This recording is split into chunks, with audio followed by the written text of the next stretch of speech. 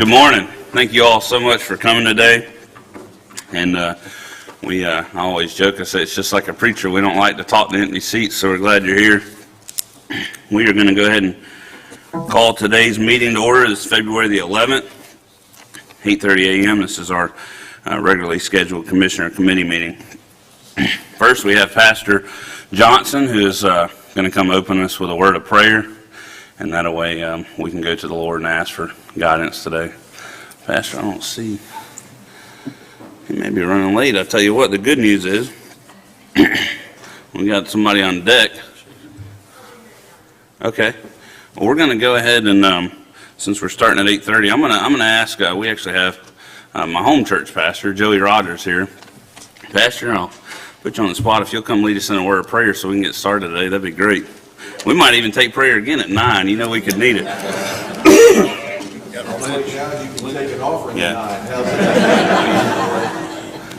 Let's pray. Father, we thank you today for your goodness to us. We thank you for another day of life and liberty.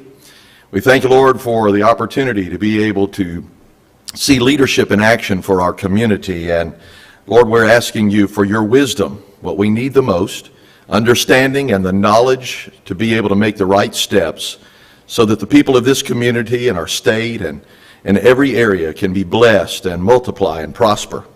We ask you today, mighty God, to just guide each one that is here, that is on this panel, all of our commissioners and everyone that is involved in the decision-making process so that you, Lord Jesus, will be glorified and God, our community can be able to increase.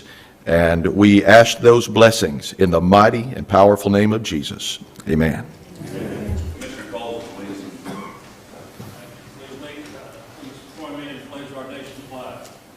Pledge allegiance to the flag of the United States of America and to the republic for which it stands, one nation under God, indivisible, with liberty and justice for all.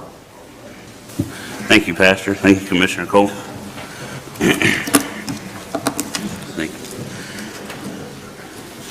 Today I'm going to ask if any of my fellow commissioners have anything to add or changes, requests for today's agenda. Start with Commissioner Peach, Commissioner Cole, Mr. Salter, Mr. Lynchard. Anything, Dan, Mark? Yes, sir. Roger, Stephen, Donnie, good to have you again. And okay, with that, we will go ahead and approve today's agenda as printed here. Information only item, we have a certificate of special recognition that we'll be presenting at Thursday's meeting. We also have a few public hearings scheduled for Thursday at 9:30 a.m. You can see those in the agenda. We also have some presentations scheduled for Thursday at our 9 o'clock regular meeting. And now brings us, we're going to move forward with our public forum section. Just want to stay as a courtesy reminder, and I'll even remind myself and others, you can just make sure that you have your phones or other electronic devices on silent or vibrate, please. And during our public forum, if you have a matter to discuss that's on the regular agenda, if you would, just out of respect to the other members here in the audience, let's wait to address that until that item comes up. And we encourage you, please, if there's something that you're here for to speak today that's not on the agenda, please come forward. As you do come forward, you may notice on the screen there, it'll have a timer. We try to adhere to a 3-minute time frame per speaker, and just so that we could be judicious with the time and respectful to other members that are here to speak. So with that, we'll go ahead and open our public forum. If there is anyone here to speak today, and I'll give you just a moment, that way if there's a few folks trying to collect their thoughts, please take your time, but you can come forward and we'd be glad to hear from you. Sir, if I could take a minute, I want to introduce Sierra from Senator Scott's office. She contacted me on Thursday. She's over from the Tallahassee office, as some of the senator's offices are still getting set up around the state, but you want to take a minute to introduce yourself to the board. Great, good morning. Good to have you. Hi, good morning, y'all. A little bit of an early morning. Quite a bit of a drive from Tallahassee, but I heard some good folks were in Santa Rosa County, so I figured I'd make it. As we're transitioning, the senator wants to make sure that he maintains really strong communications and relationships with all of you guys, whether you are a community leader or a member of the community. We want to make sure that we're as accessible as possible. It's a little bit harder for him to travel from DC, so I will be him in his absence representing him. If you guys have any concerns or anything that you'd like us to address, or if you all have any concerns, please make free to go ahead and contact me. I have provided my contact information as well as my personal phone number and things like that. So I'm here to serve you all. Thank you for welcoming me to Santa Rosa County. Thank you for making the drive over, and Yeah, of we course. appreciate what you're doing to try to help the senator hopefully get the country back on the right track. So, That's the goal. Well, Thank you. Thank you, guys.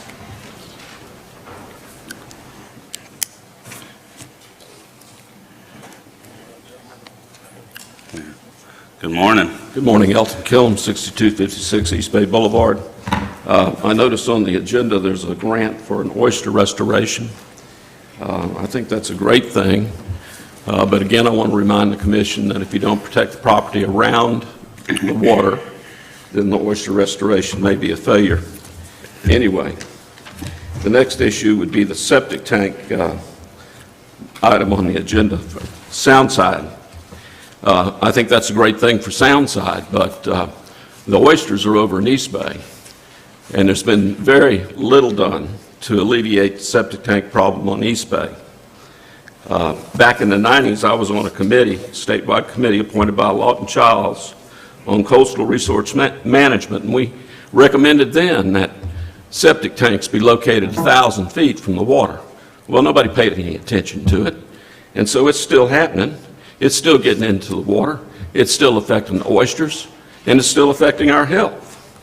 And I just asked this commission to do something about the areas around the water to alleviate the septic tank problems, because I think that's what's going to kill East Bay eventually if something is not done. And this just isn't a matter of East Bay Boulevard where I live. It's the whole area around there. Now, I know Garcon Point has plenty of protection, but as far as protection in the south end, I'm not seeing it. I'm seeing subdivisions going in, taking up sewer taps that ought to be devoted to septic tank elimination.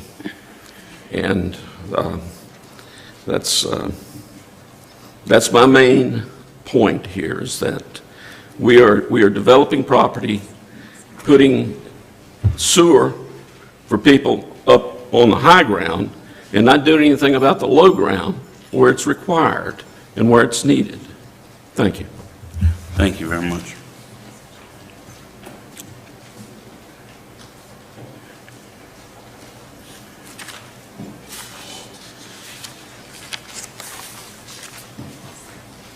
Good morning. Good morning. Gentlemen, would now be the If you will, appropriate and time? I apologize, but just for everybody's reference, and I forgot to mention this earlier to remind you, if you would just state your name and address when you come up so that we can get it in the minutes. That's right. Good I'm to have you. sorry. My name is Darlene Hartigan. I live on 4601 Soundside Drive in Gulf Breeze.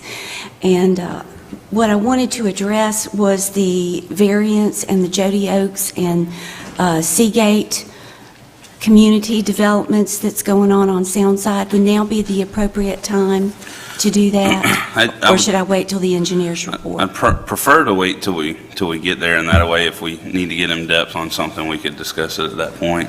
That's And this fine. is- tried to set the public forum up just so folks, if they've got something to talk with us about before they go to work that's not on there, we can address it. But Thank I am you. glad to see you keep coming regular like this. We're going to get you a seat over here somewhere.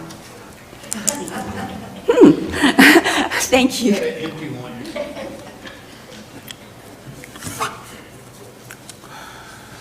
Anybody else? Good morning. Morning, ladies and gentlemen. I'm Joe Thomas, live at 4774 Patriot Drive in Pace. My brother and I have tried to inquire about a piece of property at 4767 Patriot Drive, and we have come to the point where we found out the county now owns that property, and we're trying to find out if it's available for sale or the status of it. I have a legal description with me. I can leave with the legal people. I may be able to address it on the spot for you. Do you know, is that the piece of property there beside the library that you're talking about? No, sir, this is a Patriot Drive, not Pace Patriot Drive. Okay. Patriot Drive is back behind Target. Okay. Roy, I don't know if you'd want to take this. It'd probably be something that Roy's office would handle. We're looking at, we've had some inquiries, but I Yes, sir. think by this gentleman before, and we're looking at this and several other parcels of property that we don't really have any use for, but we have to go through the process of the board declaring them surplus. We have to do an advertising in the newspaper and accept bids. So we're looking at this one, and we'll certainly, if you will, again, give us your information, we'll let you know. All right, I certainly will. Who do I give this to? I come back by your office? That would be fine, or? All right, we can drop it off at your office. That would be great. Just make sure they have your contact information, and Yes, they we can will. let you know when they get it out. All right, So, thank you no, very much. Thank you very much. Appreciate you coming. Anybody else have any item they would wish to discuss under public forum?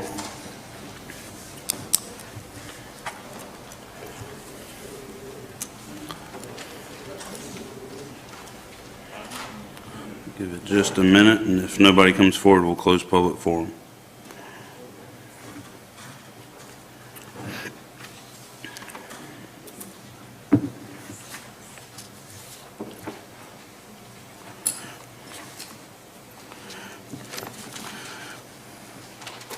One thing, just as a point while we're waiting, we'll go ahead and move the number 1 under presentations for the check presentation, the Ferris Hill.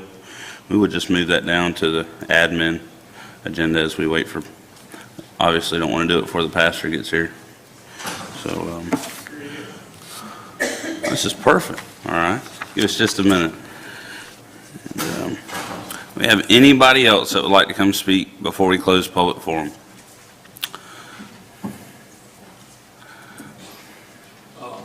I like that one. All right, I think you got about a minute and a half left. Come on back up. There was an article in the paper yesterday about septic tanks. Just to add to what I had to say, the Nature Conservancy has come out with a worldwide report, but there's also one dealing specifically with Florida, and mentioned in there is the septic tank abatement issue, which I keep harping on. And it kind of reminds me of a movie I saw called A Man Called Horse, where we had an Indian that was a contrary that would walk backwards and bathe in dirt. And it seems like the attitude of this commission in terms of septic tank abatement has been contrary to what the trend is, and that is to abate septic tanks in this state. And specifically in an area of the state surrounded by water. We probably have more waterfront in Santa Rosa County than most counties in the state, and we need to do more to protect it. It's one of our greatest resources. Thank you. Thank you, Mr. Mr. Schill. Chairman. Commissioner Cole. Thank you. Sir, just for your information, we've been doing septic tank abatement for the 15 years I've been on the board, right here. So, I don't know. Well, I where you- realize we that, just- but you're approving subdivisions, sir, and giving sewer taps to people where you could run actual sewer down areas where there are waterways, where that water goes into where I swim, where I fish, and my children, my grandchildren.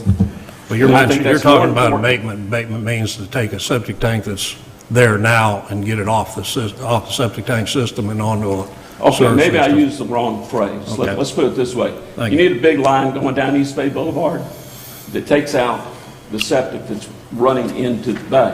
Not creating subdivisions up Bergen Road and up on the highway and giving them the sewer taps. And the people that have paid taxes for 40 years on the water are still having to put in expensive septic tanks to build there. Like I said once before, we need to replumb this county. The plumbing seems to be driven by the developers, not by some master plan here. Thank you, Mr. Cole. If I could, while we have Commissioner Lynch. time in public forum. I think there are going to be more opportunities as we move forward for septic tank abatement. As Commissioner Cole mentioned, it's been going on for many years, and it's been through CDBG grants. And that's primarily geared towards lower income areas. Obviously, the areas along the water don't qualify for CDBG grants, so we have to look to a different funding source, because these are extremely expensive projects.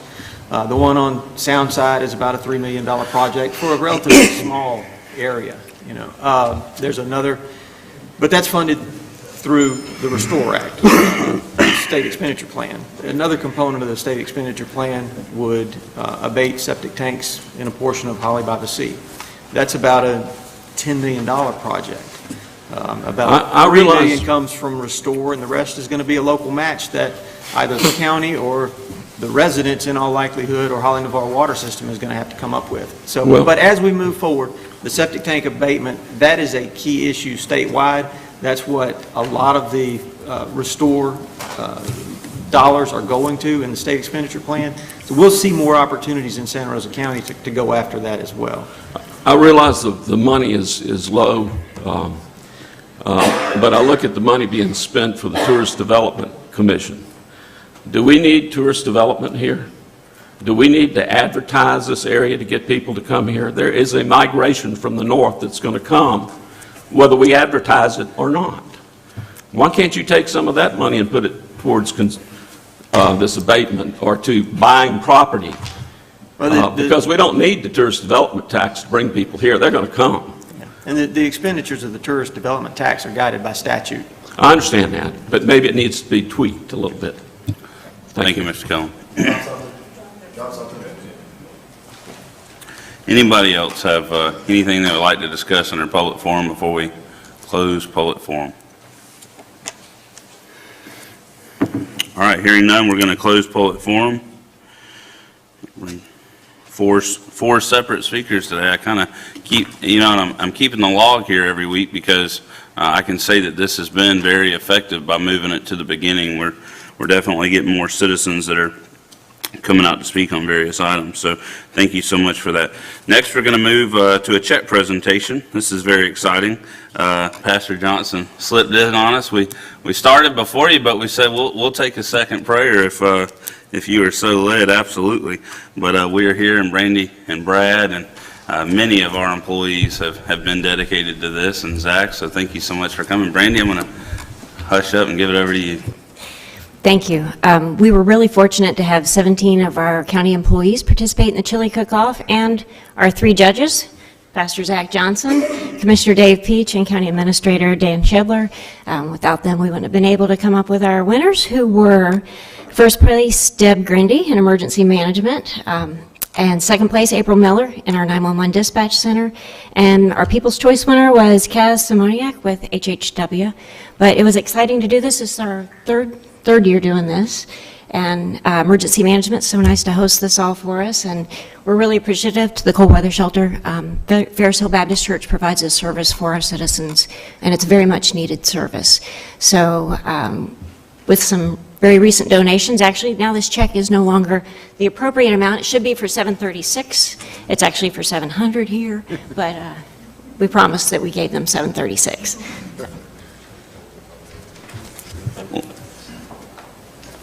See it first. I'm waiting for Lane to speak up and corral us on how we're doing. Sure.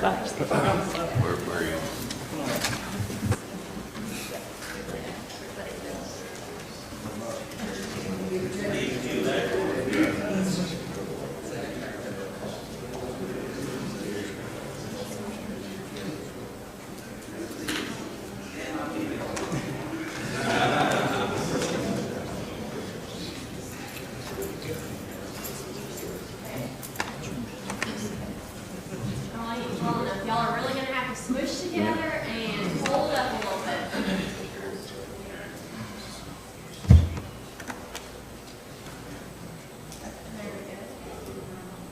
Okay, hold on just a little bit longer. Thank you.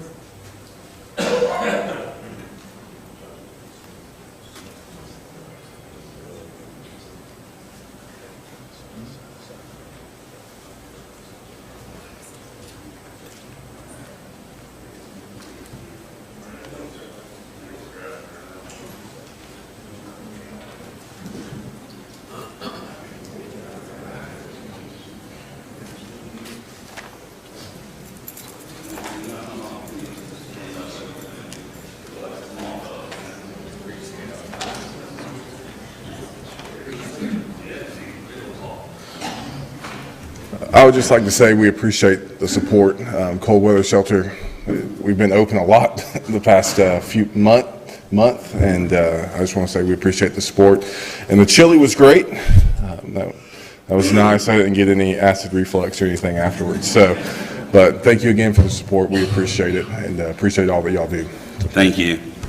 I just encourage any members here in the audience today, if you wanted to find out more, you could go on their website. You could Google Ferris Hill Baptist Church, and I know they're always looking for folks to be able to help them with that ministry, to help those that are without homes or heat during the cold snaps that we have. And they've got some great ministry programs there. So if you wanted to be able to help them through a donation, whether it be blankets or financially, I know they would love that. So you can find out more by visiting their website. Next, we've got a update. I am very excited to have Kyle Hawley here with us. I could not put into words to tell you how much this man has done to help those in need in our community, to be a voice for basically the voiceless. So Kyle, thank you so much for coming today. Thank you, Commissioners. I'm happy to be here and to make a quick presentation and an update on a project we call the Westgate Project. So for those who may not know, the location of the project is up by Whiting Field, adjacent to the western entrance. So the number of families that were in the project were 12. You may recall that I reported in the beginning that one of the families shared that they had enough resources and may not have needed our help.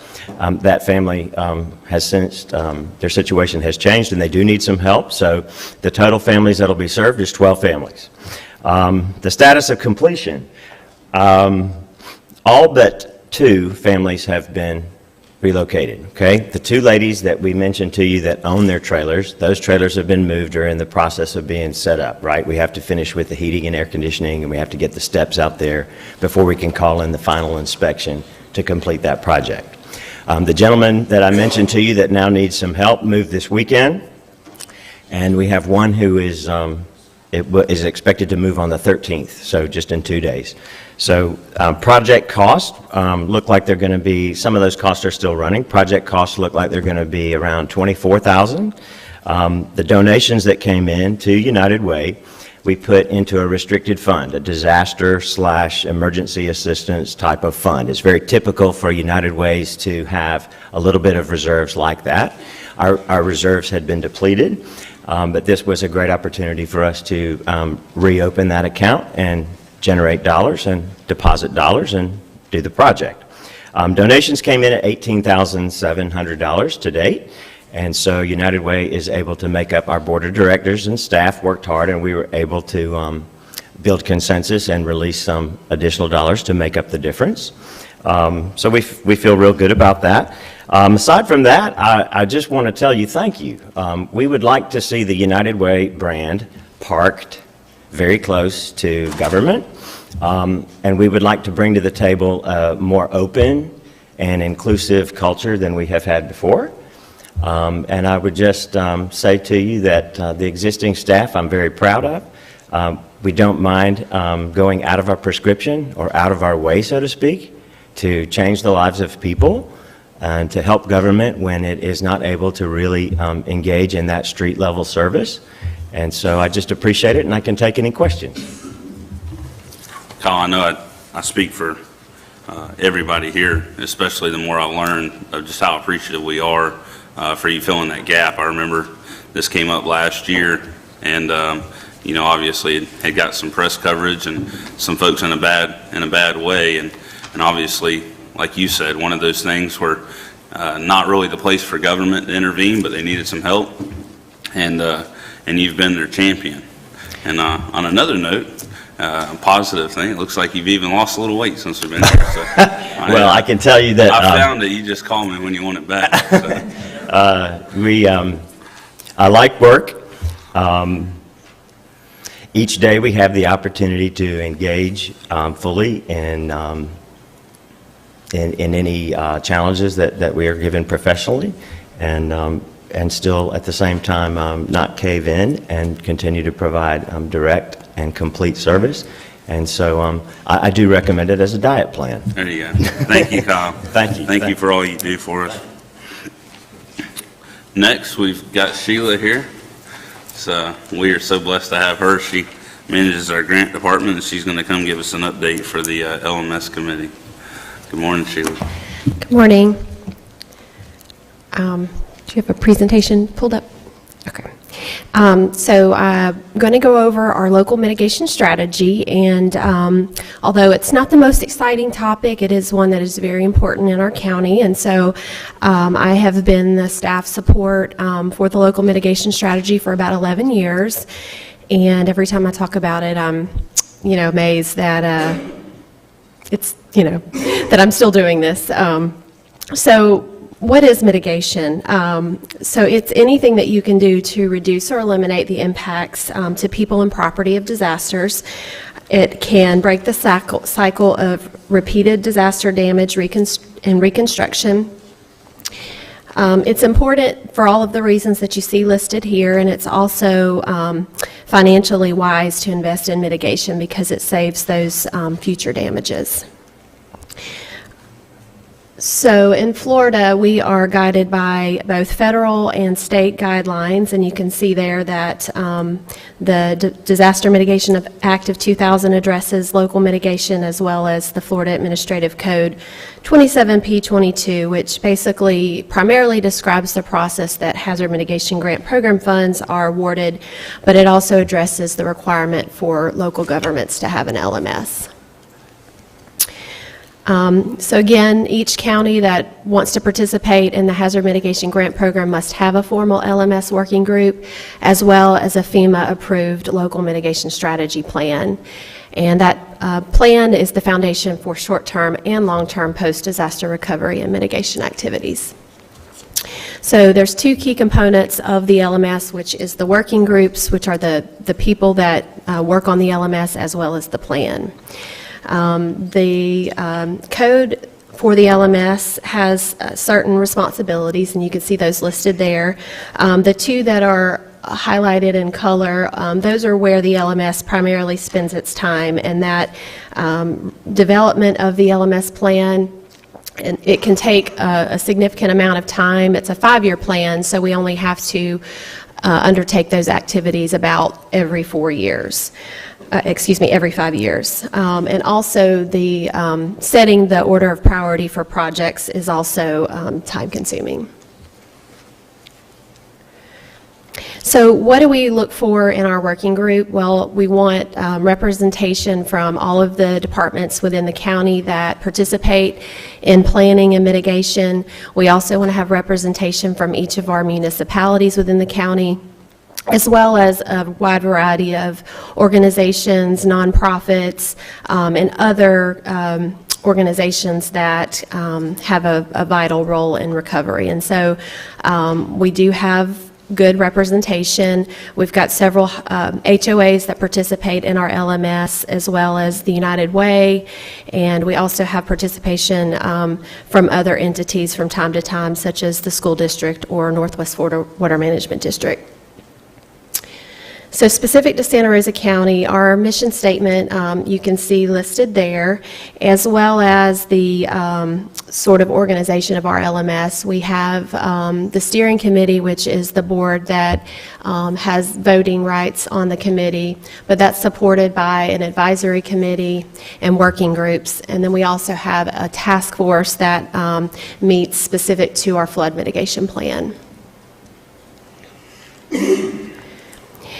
So as I mentioned earlier, the plan is a 5-year plan, and these are the items that are included in that plan, and generally it's going to talk about what the risks are to Santa Rosa County, what the probability of those risks are, what's associated if we do experience those disasters, what are we looking at in terms of loss.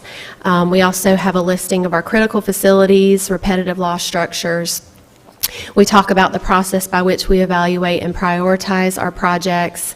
It includes a list of those prioritized projects along with cost and potential funding sources, as well as a strategy for how we want to implement those projects. So our current plan was last approved in 2016, and it is good through 2021. So we'll begin to meet later this year, actually, that should say December of 2019. It's an 18-month process to update. And once it is updated, it is adopted by the county in each jurisdiction. That goes through review by the state and FEMA. Specifically in our county, we do have a flood mitigation plan that's a component of our LMS. So if anybody's interested in reviewing that plan, you can go to the county website and enter the keyword LMS. So the list is a very important component of our LMS, and we have been in the process for the last year and a half to 2 years of updating both the method that we evaluate and prioritize projects, as well as taking each of those projects through this new method, which we refer to as Stapley, and that basically evaluates a project based on all of the various merits, such as social, technical, administrative, political, legal, economic, and environmental. And while we have made significant progress on updating our list, we do have several mitigation needs that have not quite made it through the process for various reasons. So before I get into our recommended process changes, I just want to tell you a little bit about how currently this process works. And so we have residents that report hazard concerns and mitigation needs in a variety of ways, and I'm sure you're all familiar with that. You get phone calls and emails. People come to the meetings and they talk about these concerns. They're also facilitated through various departments in the county.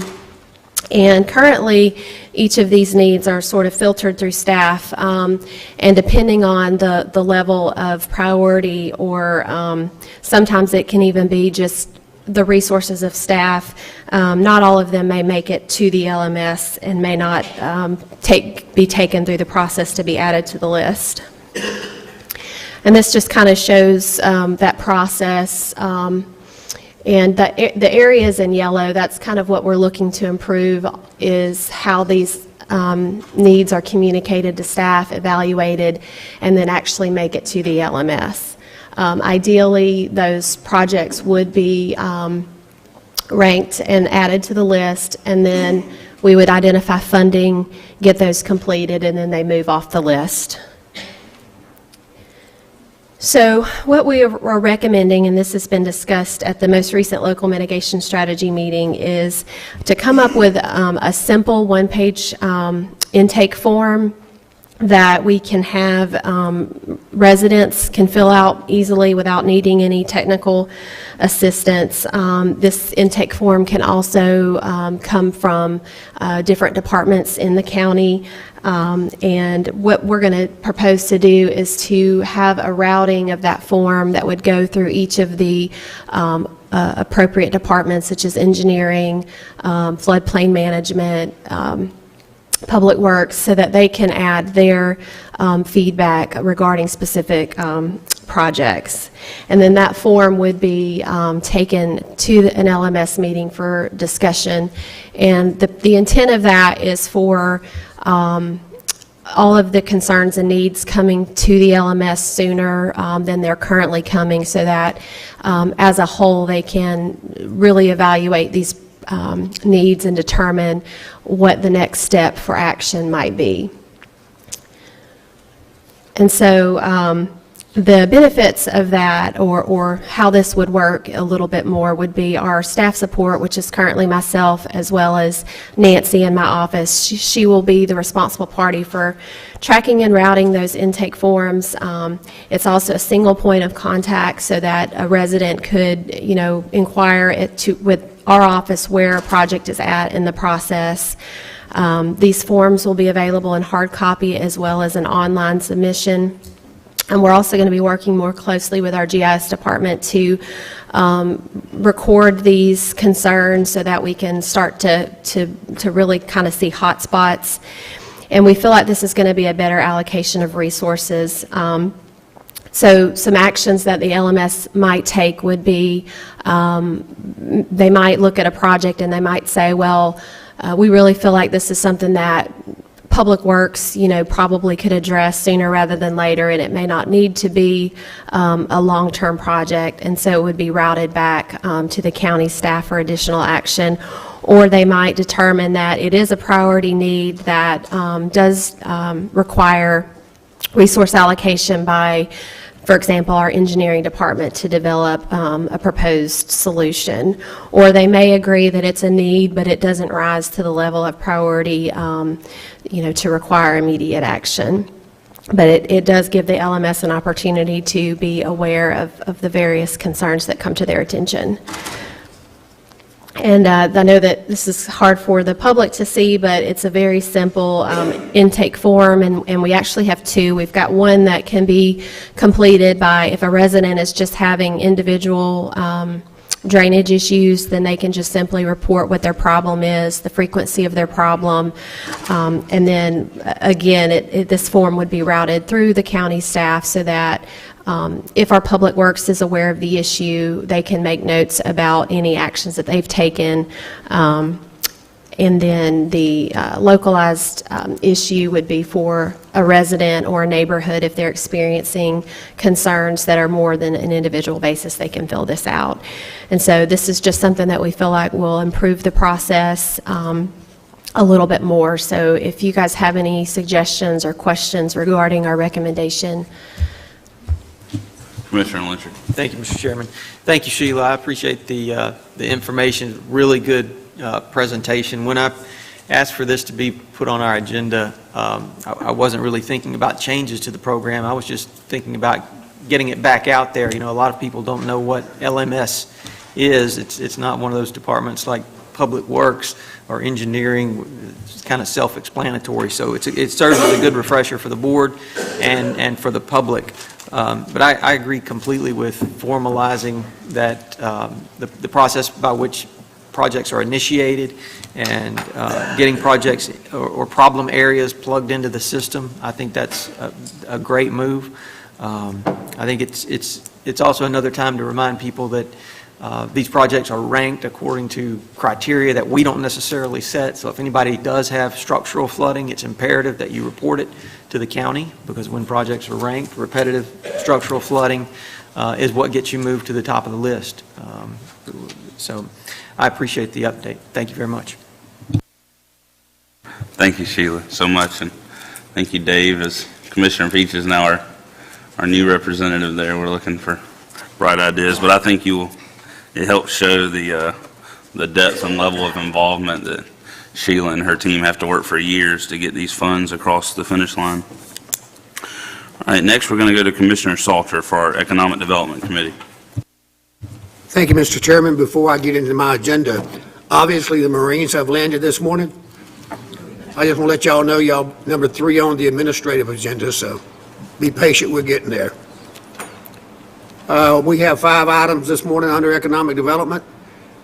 First one is discussion of approval of agreement with the University of West Florida Office of Economic Development and Engagement and the Haas Center to expand the framework of cooperation and collaboration with the Santa Rosa Economic Development Office. I think we have Erica with us this morning, or Shannon's still here. So we had a choice between Shannon and Erica. Shannon. Sorry, I was in the process of going to meet with the company. Got delayed, but this is the second MOU that we've established with the University of West Florida.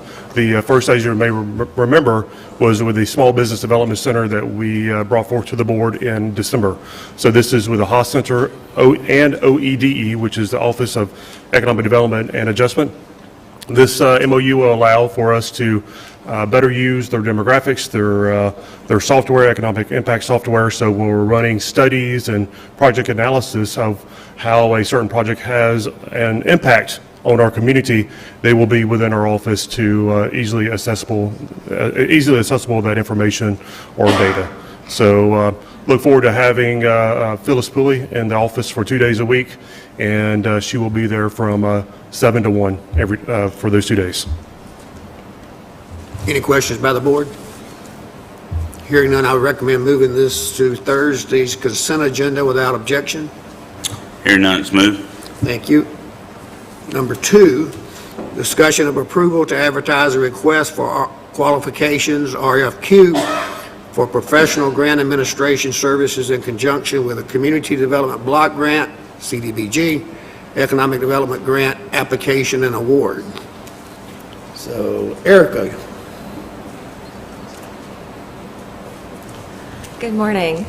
This is pretty straightforward. We're just making this request now, and we're also requesting authorization to move forward with a grant application. Once we have the grant application developed, we'll bring it back to you all for approval before it's submitted. With CDBG, we need to make sure that we advertise for the required amount of time. So in the interest of moving this forward as quickly as possible, we're making the request now to start the advertisement ahead of the grant application submittal. Any questions by the board? Hearing none, I'd recommend moving this to Thursday's consent agenda without objection. So moved. Thank you. Number 3, discussion of approval of the upcoming timeline regarding the FY 2019-20 local event marketing grant cycle. Julie? Welcome. Good morning, thank you. The only change to this would be we're moving this up this year to accommodate the budget cycle with the county when the department directors' budgets are due, so we thought it would be important to move this up. And then the other change would be normally we advertise it for 60 days, but this time, due to the timeline, we'd like to advertise it for 30 days, and we will go about the same procedures as the last several years of contacting anybody who's received grant funding from us in the last several years, as well as advertising in all the newspapers in Santa Rosa County. Thank you. Any questions by the board?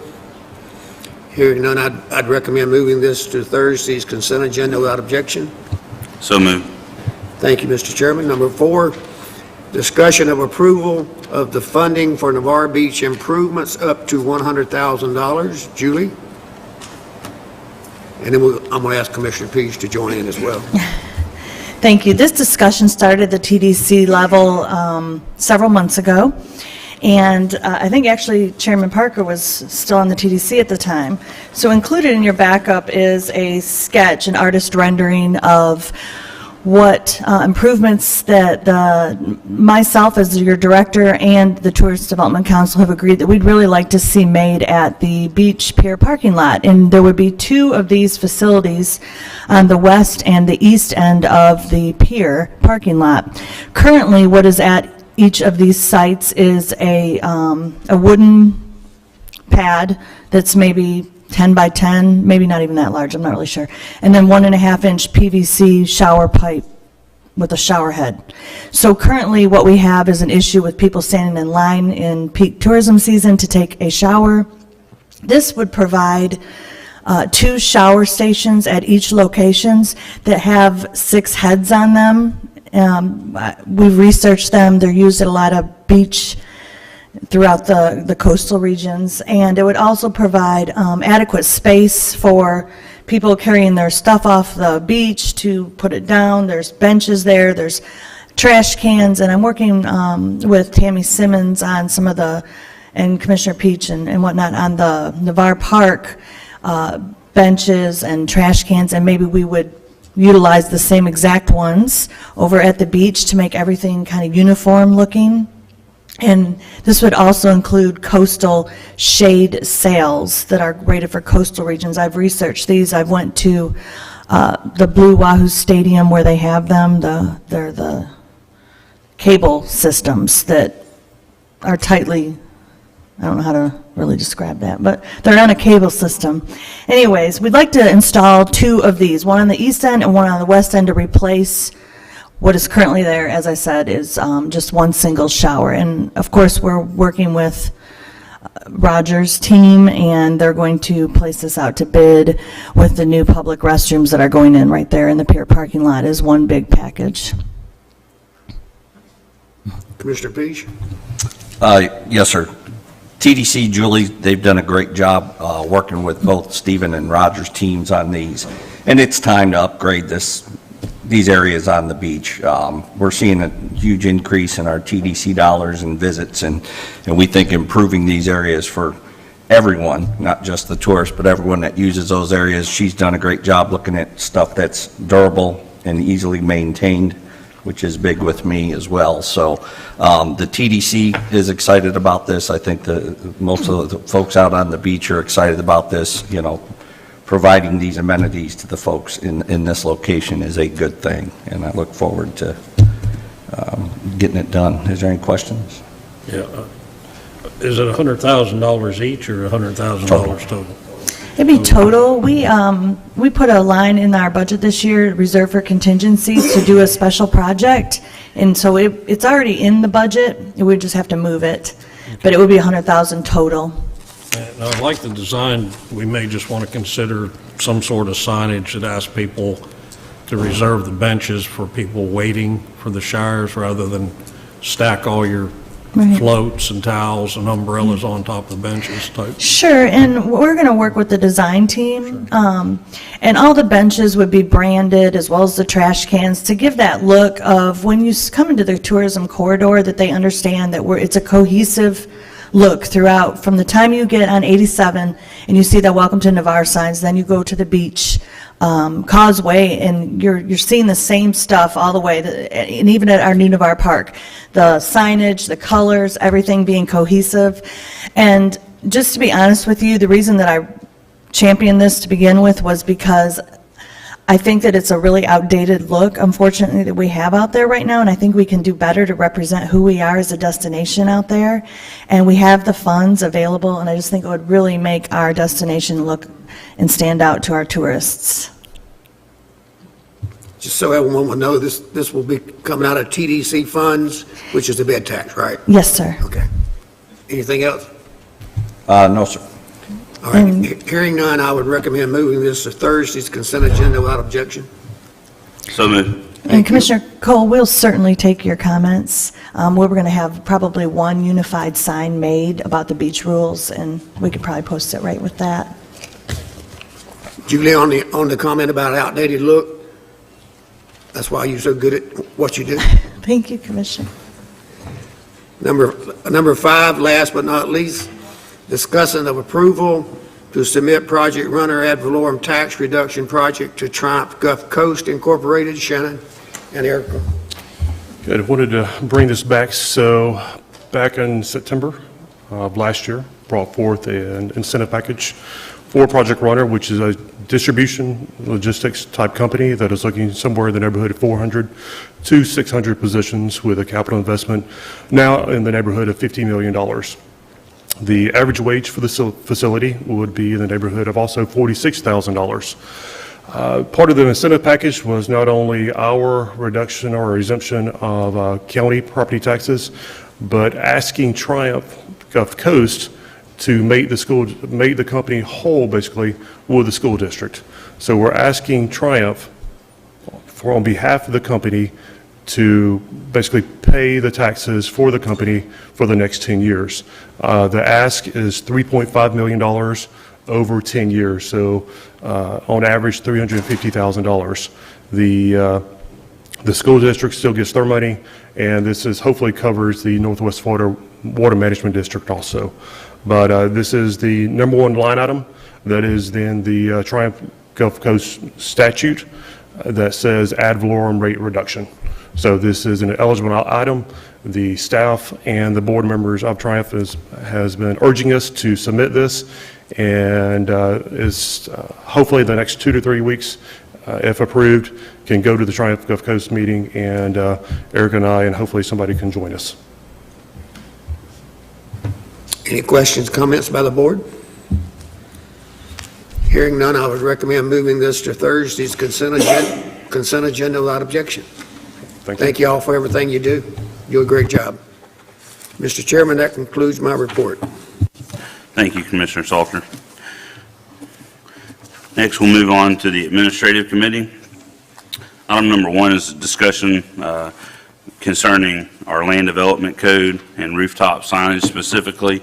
Right now, our board is, obviously the board doesn't need a reminder, but just for those of you sitting out there, we just made the decision in January to move forward with a comprehensive review and possible revisions to our entire land development code. There's a few items, specifically one being even a tree ordinance that we've asked staff to expedite in that process so that we're not waiting till October.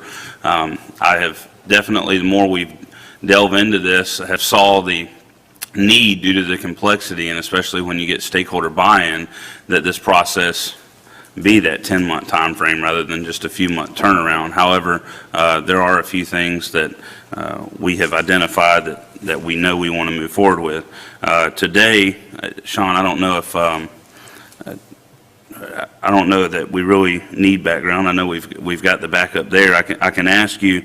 I've got the business owner in question. I know Mr. Smith is here today as well. Could answer any questions, and Sean and staff. I know Mark. It may be because that picture's worth 1,000 words, so I don't have to stumble around. If you could show those photos. Our land development code was basically a template that we had received, like we do many other ordinances that we pass. We look for other municipalities and governments throughout Florida, and a lot of times we take those and maybe tweak them and then enact them. And then sometimes it's months or years later, many times down the road, where we see that maybe a specific thing doesn't exactly fit perfectly for our community, but you got to have a jumping off point. Our land development code, that exact area that we're talking about in the chapter, I can't go back and recite to you the exact year that was done, but I know if we go back all the way to the early 2000s, and just to give a brief history before my ask here to the board, we had, under a previous legal counsel, and I think this is where it really starts getting convoluted, approved a variance to rooftop signages. Actually, in my district, both of these issues that I talk about are in my district. However, now the interpretation is right now our land development code says you cannot have a rooftop sign.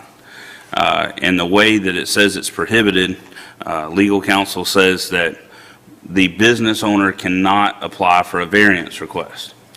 My ask today for the board is going to be that we could direct staff to expedite the process to allow the land development code to at least allow business owners to request that variance. Or it may be that the board decides that they not be prohibited at all. I'm not necessarily going for that huge ask, but this particular store owner, and Mark, if you could show the other photo, this was all triggered when this store owner decided to make a significant investment back into his business and to try to grow it and increase the number of employees and all that he had.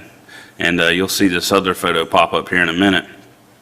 So this is currently what it looks like as of today. Well, maybe a little bit more grass in the retention pond, but you see the development. And he's made a substantial financial commitment there to try to improve his business.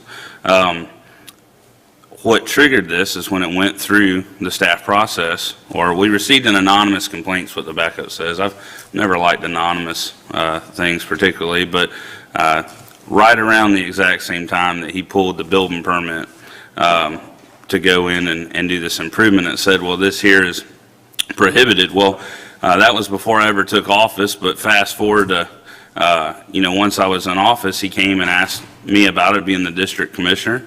And I said, you know what? I said, we're going to redo the land development code. And this was actually after I found out that we couldn't do the variance.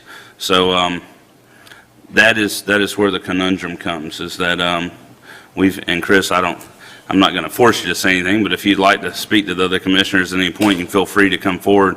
Now would be the time. But this is really just to show you what we're talking about, is particularly where it says pawn and gun there with the two guns on top of the roof. And it's very similar. Less than 2 miles down the road is where the UPS and the Smoothie King and a few other businesses there, like I said, in my district on the same roadway, have rooftop signs that this board, I believe in about 2001, granted a variance to allow those. But really the ask today that I would ask on behalf of the business owner in my district, that I do feel like has become a part of a staple of what many consumers and constituents enjoy to go shop there, is to ask that he be allowed to at least request a variance that this board could then hear if we wanted to allow that sign. But Chris, do you have, and this is Chris Smith, he's the owner and operator of Gulf Coast Gun and Outdoors. Hey guys, thanks for letting me come in. It's a little intimidating. I feel like I've been indicted up here. So we opened up in 2014 as a tiny shop. It didn't even look like what Commissioner Parker had pulled up on the pictures there. Everybody thought that it was a flea market still. First 2 months we were in business, we were getting 5 or 6 people a day to come in, you know. We had to do some things to show people what we were, what was going on there. We put in the rooftop signs, did not know that they were against any ordinances, didn't hear anything until we tried to expand our business. You know, at that point, we were doing $400,000 or $500,000 a year in revenue. Since we're doing $2 million a year, bringing tax revenue to the county, and we're putting our money back into the community. You know, I'm even looking to add another business right there to it, and what we're asking is not that you guys, you know, make any special exceptions. We just kind of want the county to let entrepreneurs bring more revenue into this county and do more things for this county, and kind of get out of the way. It's like I said, we're growing the business. I brought more jobs in. We brought more tax revenue in. We're contributing so much to the community. If you ask people around, to charities, if you talk to the sheriff, we've done tons of donations for the sheriff's department, and we're trying to expand our business as well. And the signs, you know, are just part of keeping people coming in. Now our foot traffic's 100 to 200 people a day.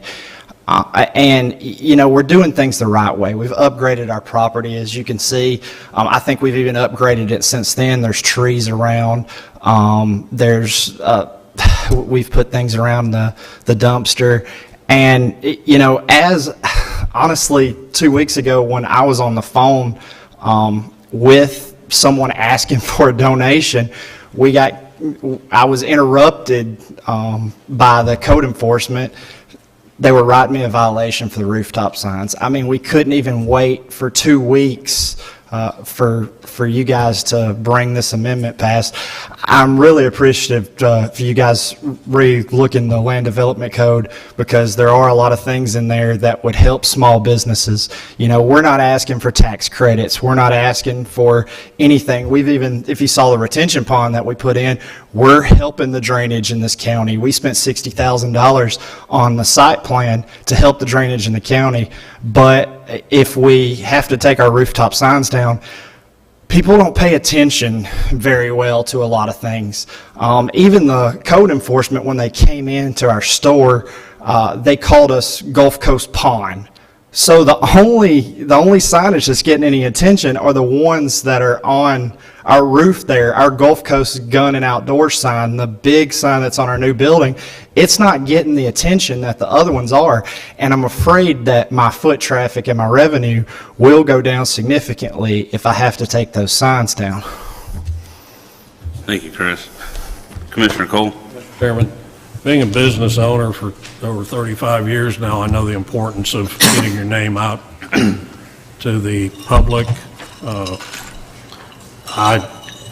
Quite frankly, you know, if a business owner decides to put a sign up like this and it doesn't have a problem with his insurance, because I would think an insurance company would want to take a look at something like that in order to quantify your insurance. Basically, if I'm your insurance agent and see something up there that's not secure, I think it's going to cause problems, I probably would have a clause in the insurance.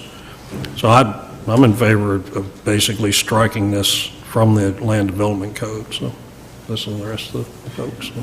Thank you. Sean, go ahead.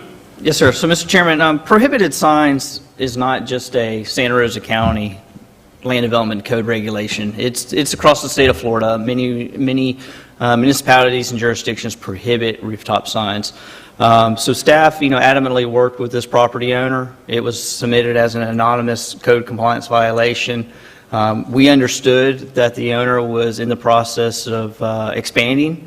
As you can see now, he does have a wall sign, which is a permitted use on his expansion there.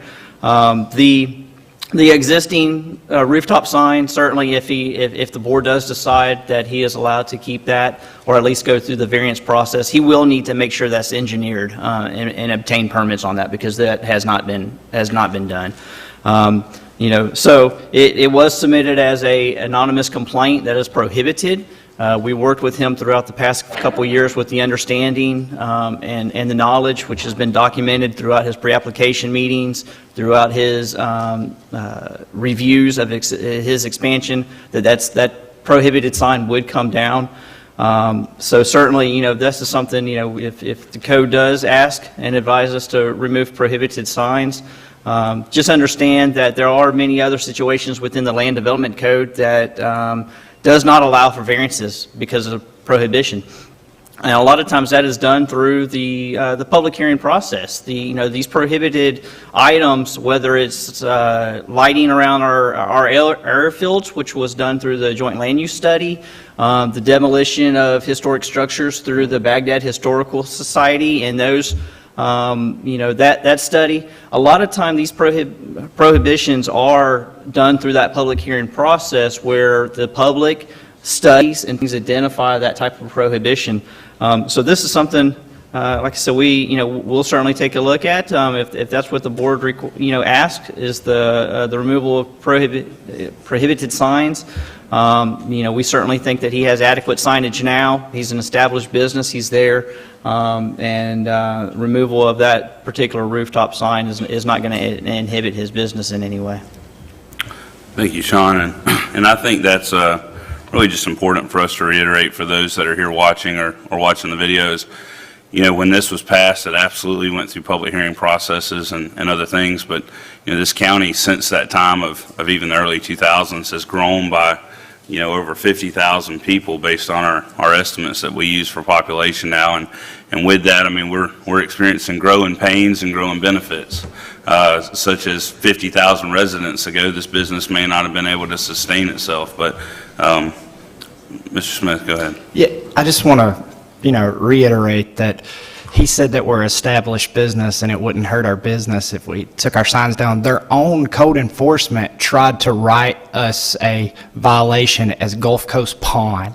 That just shows that the only signs being paid attention to are the ones on a roof. They didn't even pay attention to the sign that was on our building. So I just want to reiterate that it would hurt my business if those signs were to be taken down.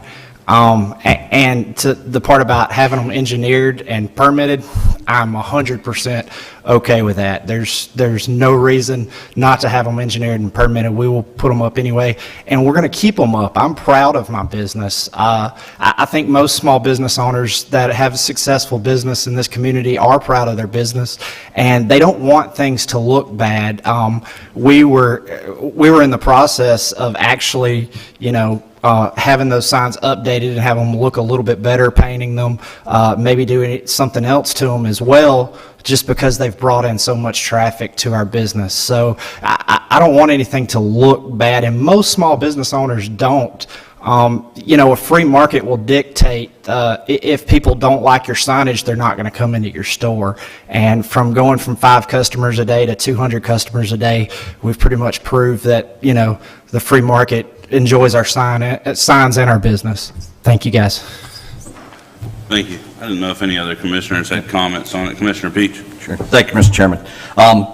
We're getting ready to support a facade grant for small businesses in order to help them increase their facades and make them look better and draw in more business. I don't think we should turn it into a free-for-all or stick anything on a roof and go. I'm not for that, but I would think the variance process is a fair process that could be followed, and it could give that somewhat control so you didn't have spinning carnival rides on top of your roof advertising, which could get into problems. And I like the fact of engineering them. We are in a hurricane area, making sure we're not going to have things flying around in a Cat 3, Cat 4 hurricane. So I would be in support of following we have a variance process for numerous other things. So I would support your request for variance with those requirements to make sure they're engineered and we follow the process rather than just strictly prohibit. Thank you, Commissioner Cole. Mr. Chairman, I would support that also. I probably went a little renegade initially in my first comments, but again, businesses are constrained by liability insurance, and I know as a business owner, I'm not going to do anything that's going to endanger, my customers. So I'd agree with the engineering part of it. My concern would be in the future, not have a variance for the existing ones to come back in and get them engineered, get them okayed through the board. But I think in the future, as we work on the land development code, if it's a new business and it's in the initial plans of the new business, it shouldn't be something we should give staff the ability not to have to come back for a variance for that portion of it. Commissioner Lynch. Thank you, Mr. Chairman. I would support taking a look at the land development code in general. With regard to this specific property, I own the adjacent property to the east, so I would abstain from anything related to this specific property. But if the board is of the mindset to take a look at the land development code to insert the ability to seek variances countywide, I would support that. Commissioner Salt. Mr. Chairman, I'm going to support what Commissioner Peach said. But I just want to remind everyone that good businesses, good people do the right things. It's unfortunate we have some who don't. It's kind of like the speed limit. If everybody would drive the speed limit, we wouldn't have to have signs up stating the speed limit. So it's not the good businesses that we're concerned about, it's the ones who take advantage of it. So I'm going to support looking at the land development code in the variance route. Thank you. Thank you. With that, I'll try to refine a motion or a suggestion and see if y'all would go with it. That would be that we direct staff to go ahead and expedite the process to go back and change the language to allow variance requests to be made. However, Roy says the verbiage needs to be for the rooftop signs, just as has been stated. It's not just open for everybody, but if somebody wants one, they can come through the process, and that way we can review it on a case-by-case basis, would be the suggestion. And the second one, if the board would so entertain, would be to allow Roy on our behalf to communicate with, I guess it would be at this point, probably through Clerk Spencer's office to the court system. He Thursday had to go down to the misdemeanor division of the courthouse and file the appeal process. So whatever process we could do to allow the magistrate that'll be assigned to that to know that we are amending this, and if we could at least get a stay during that process, I don't think it'd be right to make the man pay a fine if for our own ordinance if we know we're moving to at least be able to hear his variance request. I think I can bring something back to the board. Thank you. Would you, is that good enough for a form of a motion, or? Well, I would just ask for a little more clarity from the board, how this applies to other prohibited things. Are we going to allow a variance request for anything that is prohibited? How broad or how narrow are we making this?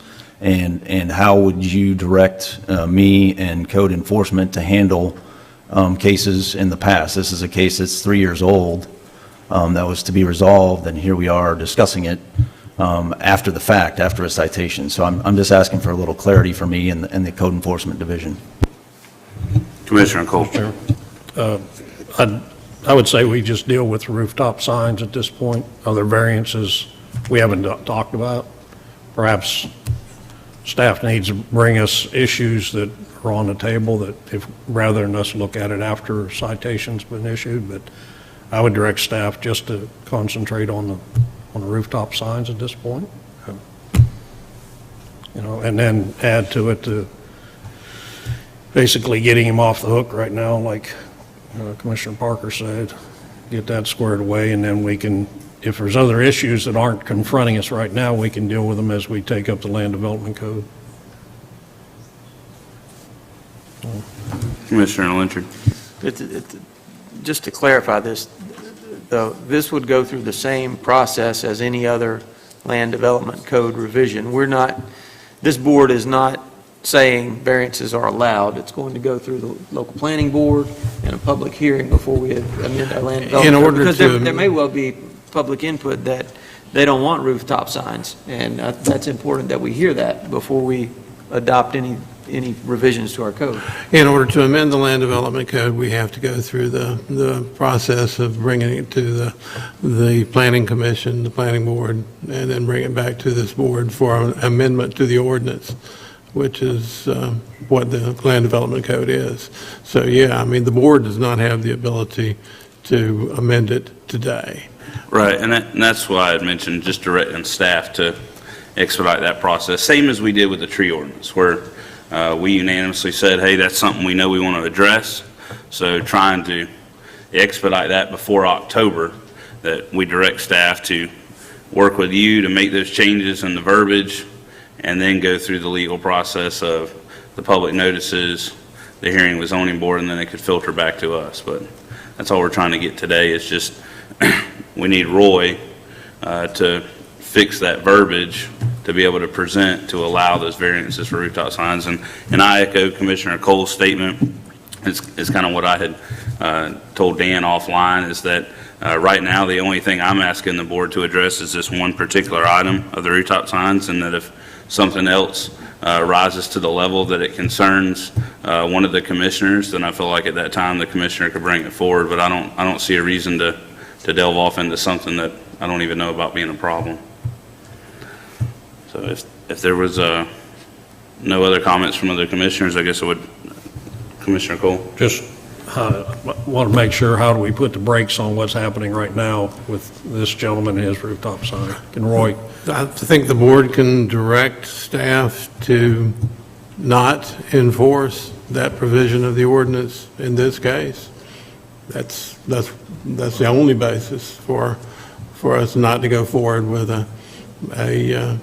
I'll make it in the form of a motion if we need to today, or just carry it till Thursday, whatever we need to do, just as Roy said in this case.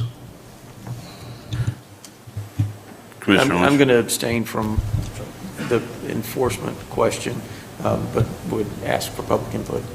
Thank you. Is any members of the public here that haven't spoke today wish to speak on this item? Apologize, I probably should have grabbed that sooner. Yes, sir. If you come forward and just state your name and address for the record.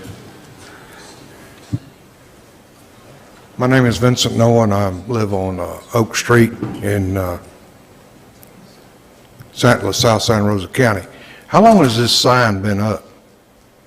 Since about 2014 or 15. I think 14 maybe, and the violation was issued in 2015. Instead of opening your things for a new variance, won't you just take this one sign and make some kind of decision on it instead of changing anything else? Because you're going to have concerned people having to come to variance meetings all the time, because once you open that can of worms up, everybody's going to say, but now if we got a situation that's already been there for 3 years, why can't the board handle it just for this one guy? Because when you open something up, then you're going to be, all kind of variances are going to come to you, and then it's going to cause neighborhoods and people have to come here and either fight them or be agreeable to them. So if there's any way just to handle this one case with just a one swoop of the wand, do that instead of opening up any other can of worms, you know? I can appreciate it, and I think even echo your same question, and I'm going to have to defer to the county attorney to answer that. The regulations are binding on everybody in the county, including the commissioners. It's in order to allow something that's obviously prohibited by the regulations, you're going to have to change the regulation. Well, you've allowed it for 3 years. You know, if it was somebody just put it up yesterday, I could see what the problem is, but the man's had it up for 3 years, and I don't have a dog in this fight. I'm just saying, if you start opening up another can of worms, there's just going to be more people have to come here to say yay or nay on it, and it shouldn't be that way. I mean, if he got away with it for 3 years, somebody wasn't doing their job. So what I'm saying is, I hate to see anything opened up and then every Tom, Dick, and Harry wants to come up here and apply for a rooftop sign. Okay, I'd rather see one more allowed and cut it off right there. I mean, If it was done yesterday or last week, I could see it, but 3 years, that's all I got to say. Appreciate it. No, thank you. Again, I think most of us could sort of echo your concerns, but again, that's why we pay an attorney, to keep us out of trouble with more lawsuits. Anybody else have any other questions or concerns on this item? All right, hearing none, I'll just ask Commissioner Cole, would you like to make that in form of a motion to move it to Thursday's agenda? I'll make it in form of a motion, move it to Thursday's agenda. Gentlemen, understand we cannot, by law, grant him a variance on this sign. So what you said, well, he got away with it, that's just exactly true. He got away with it. We can't today, yesterday, 3 years ago, 5 years ago, allow him to do it by law. So what you said is true. He got away with it. All I'm asking the board to do today in the form of a motion is that we look at the land development code, as Commissioner Lynchard suggested, in the future for variances, whether we're going to allow them or not. And I'm adding to that the county attorney and staff put this particular case on hold so he don't have to pay fines or take down the sign or have code enforcement knocking at his door every day until we make that decision, which will involve, as you came up here earlier, public input. So can you garner a motion out of that somehow? I think I got it. Okay, and I'll move that to Thursday's regular agenda, I believe. You want on the regular or the consent? Well, just in case somebody's watching and wants to come in Thursday, I think we probably ought to. And noting also that Commissioner Lynchard will be abstaining from this motion due to his ownership of property next door. I do it without objection, but note of abstention. Hearing none, it's moved to Thursday's regular agenda.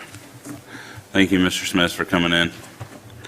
All right, item number 2 is a discussion of BOCC meeting schedule changes for this month as well as March. Dan, did you want to hit those real quick? Three for the board to consider. Our initial budget planning workshop is scheduled for February 19th. We normally do that at 9 a.m. or 1 p.m.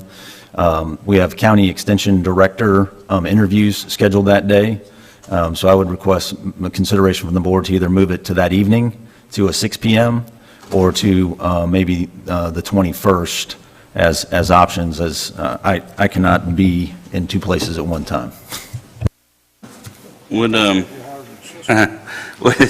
I would like to request if anybody else could check their calendar between now and Thursday, that maybe we move that to the 21st if it's going to be a 6 p.m. meeting instead of the 19th. I've already got a previous engagement I would like to be able to attend. Be a daytime meeting on the 21st? Anytime on the 21st to the boards, and we can discuss it and put this on for approval on Thursday. The second one would be our regular board meeting on the 14th, is the same day as the Trey Wing 5 change command out at NES Whiting Field. I know several members of the board and staff would like to attend that function. It starts at 10 a.m. I would request consideration to maybe move that meeting early to an 8:30 start both days, Monday and Thursday. That would allow us time to hopefully complete the Thursday meeting and then make it to the change command. And the last one is when we did our annual planning, we had canceled the second set of meetings in June as a summer break. The Florida Association of Counties annual conference is actually moved up this year to the week of the 10th, which is our meeting. So I would request consideration to have the meeting scheduled on the 24th and 27th instead of the 10th and 13th, so that staff and commissioners could attend that Florida Association of Counties, and it would still give us a break in June. I support all your requests. Personally, I would just ask if maybe the other commissioners between now and Thursday could get with Dan either before the meeting or at the meeting. Commissioner Lynchard brought up a good point. If we moved it to the 21st, I guess if just collectively as you review your schedules, decide and let Dan know whether you would prefer a 9 a.m. meeting or a 6 p.m. I'm available either one that day if we moved it. Hearing no further comment, we'll leave this on the regular agenda as well for Thursday, and I'll make that motion without objection. Hearing none, so moved. Item number 3 is the 3-mile or Pensacola Bay Bridge replacement naming. This is discussion of naming the replacement bridge across Pensacola Bay. We had a presentation here 2 weeks ago by Mr. Joseph, who came, had the opportunity to review that presentation as well as a few comments that were made and a little bit more time to think through this. And I know we have Mr. Joseph as well as quite a few members of the community here today, and sort of another note, and some of General James's family here, and have been advised that this would have been his 99th birthday if he was still here. So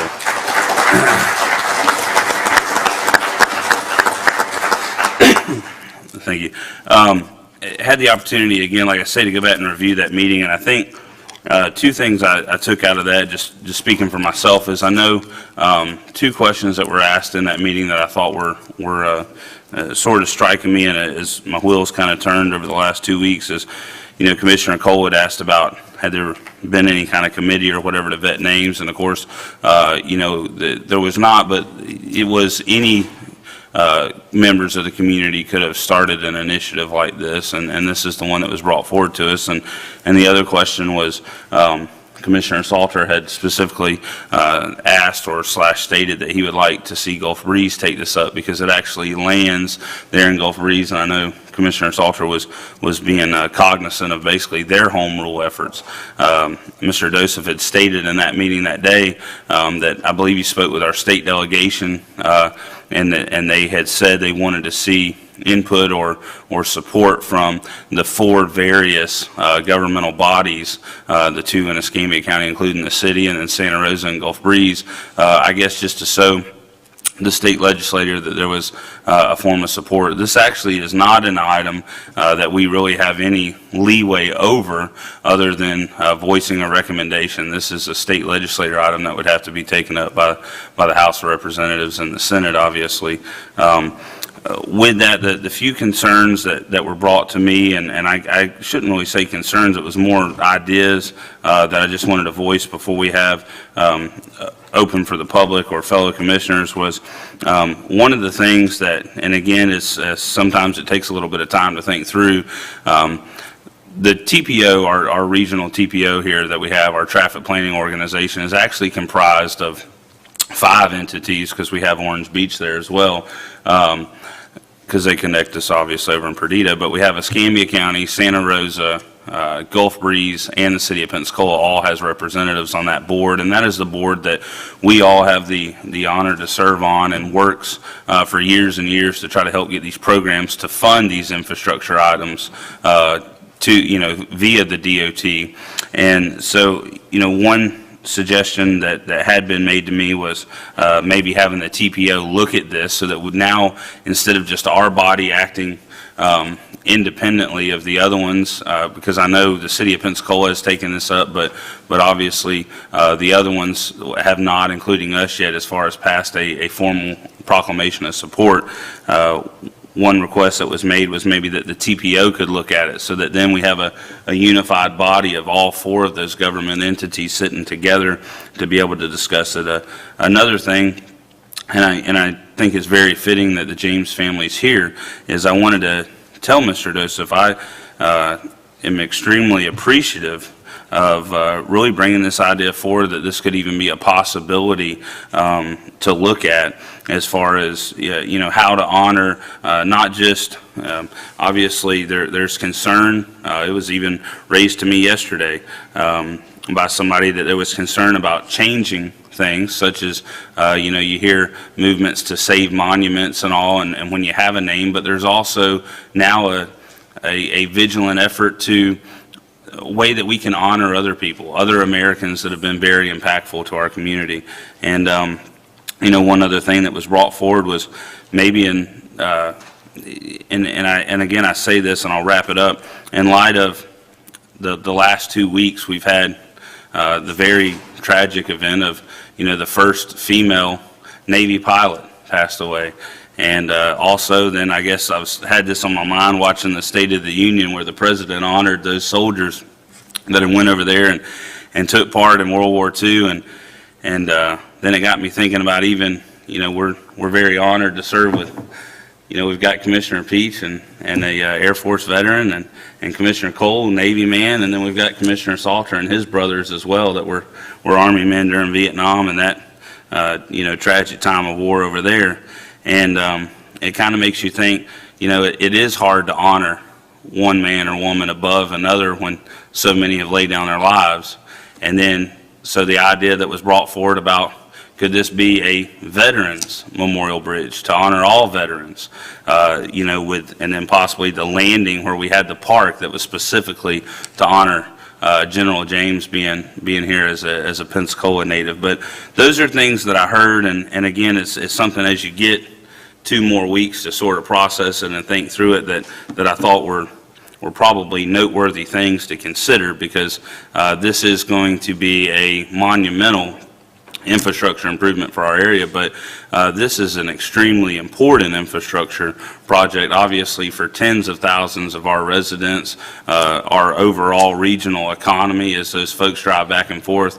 And so I do think it is worth, I feel like it's wise counsel to say, to go in sort of with plenty of opportunity for wisdom and input as we go through looking to, make a decision, if we make a decision on how we are going to support the naming of that bridge. But those are my comments. I know they were a little lengthy, but again, this has weighed heavy on my heart for the last 2 weeks, and there's been surprisingly amount of input that I've received on this item. So I'd like to open it to any members of the public or fellow commissioners that would like to speak on this.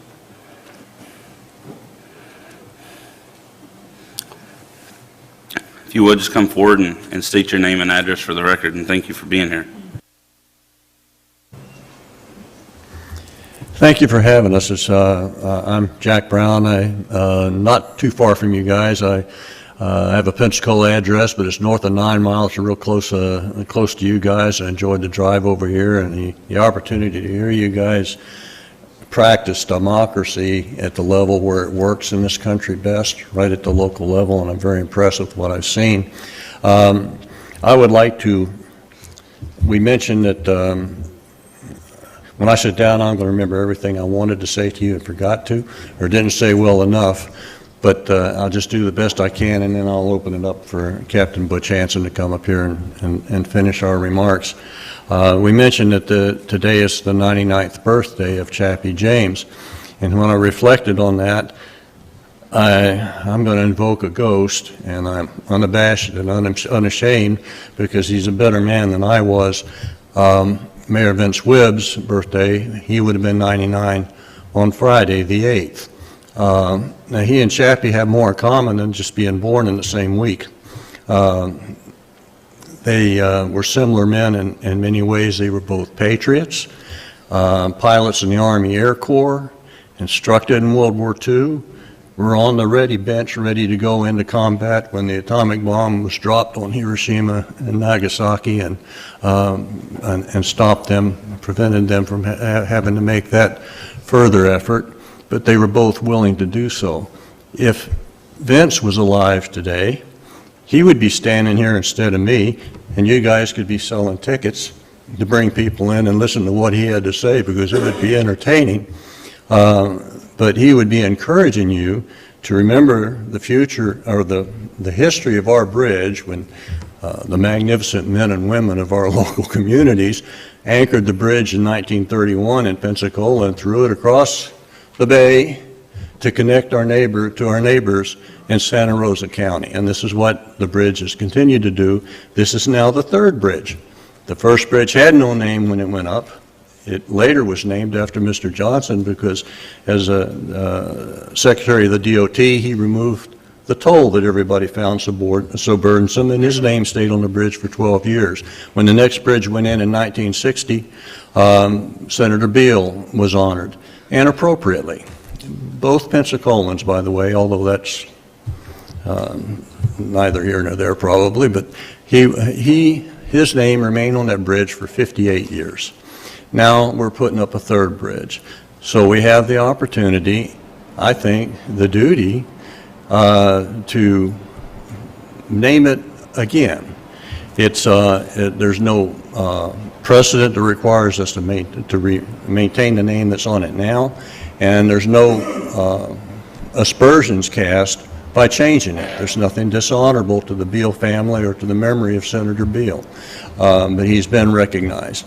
And I think it's time now to recognize Chappie James, the man who faced down Muammar Gaddafi at the main gate of Wheelus Air Force Base in Libya. And if you all have not heard that story, I won't repeat it, but you need to look it up, because here was a man, an American, and he was a patriot.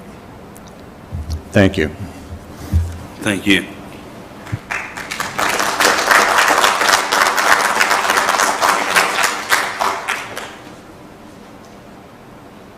Cap.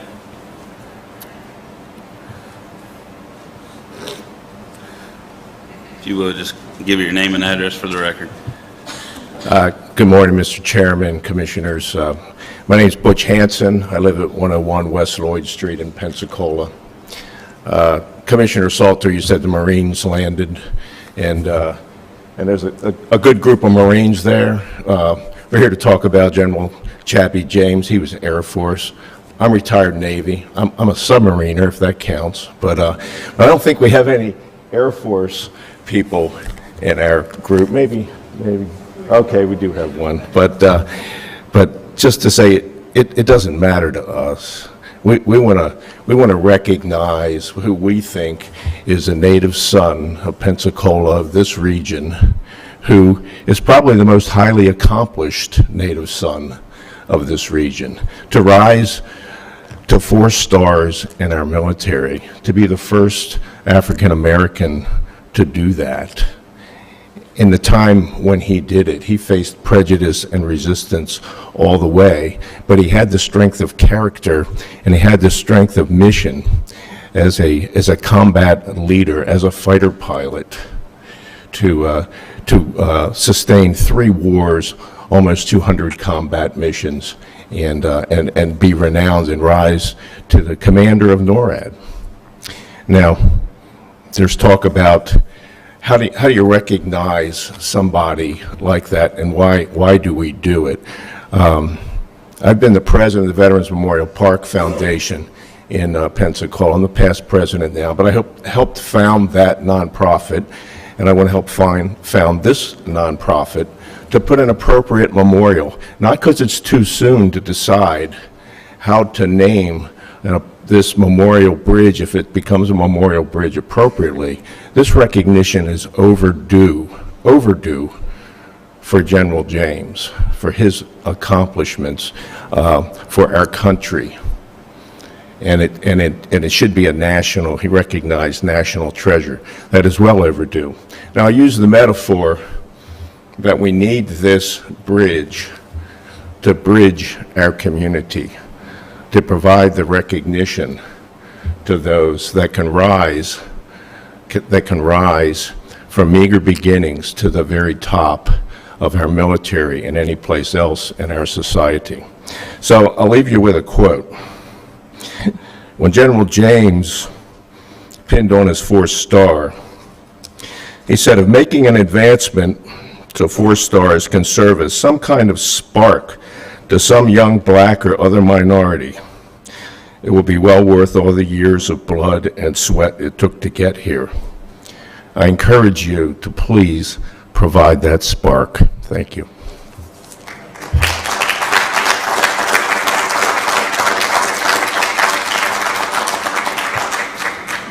Thank you. Mr. Dosa. Good morning, ladies and gentlemen. I have a very specific ask, and that ask is to have you all vote on this resolution.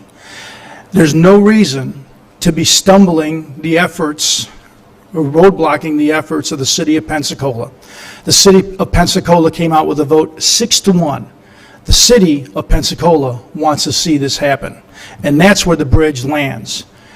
I believe that all the other neighboring communities need to get on board, and as soon as possible. There is a deadline. That deadline's February 22nd. We have votes scheduled, at Escambia County on February 21st, and we're looking to get it on the agenda for February 14th or 17th, I believe, with the city of Gulf Breeze.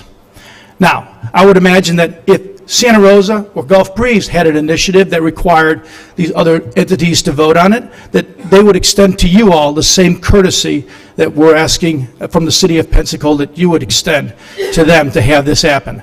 The February 21st deadline or February 22nd deadline is so that we can provide this information to the legislative delegation and they can do the right thing. We've already got House sponsorship with Representative Mike Hill, and we already have Senate sponsorship, unfortunately, by a senator that's in St. Pete. Our state senator should be sponsoring this. It's somewhat embarrassing, to be quite honest with you. He should be sponsoring this. He should be championing this. I spoke with him. I was with him at a meeting at FDOT in Chipley just on this past Thursday. And what I found astounding was the whole notion of, well, you know, we need to, once you open this envelope, it's going to be difficult, you know. All nonsense. Let me make something perfectly clear to everybody sitting in this room. We live in the state of Florida. We used to send men to the moon from the state of Florida. You're not going to be able to tell me or convince me that we can't put a name on a bridge and put a statue there honoring General James and a plane on a stick. If we could send people to the moon, we can do that here in Pensacola.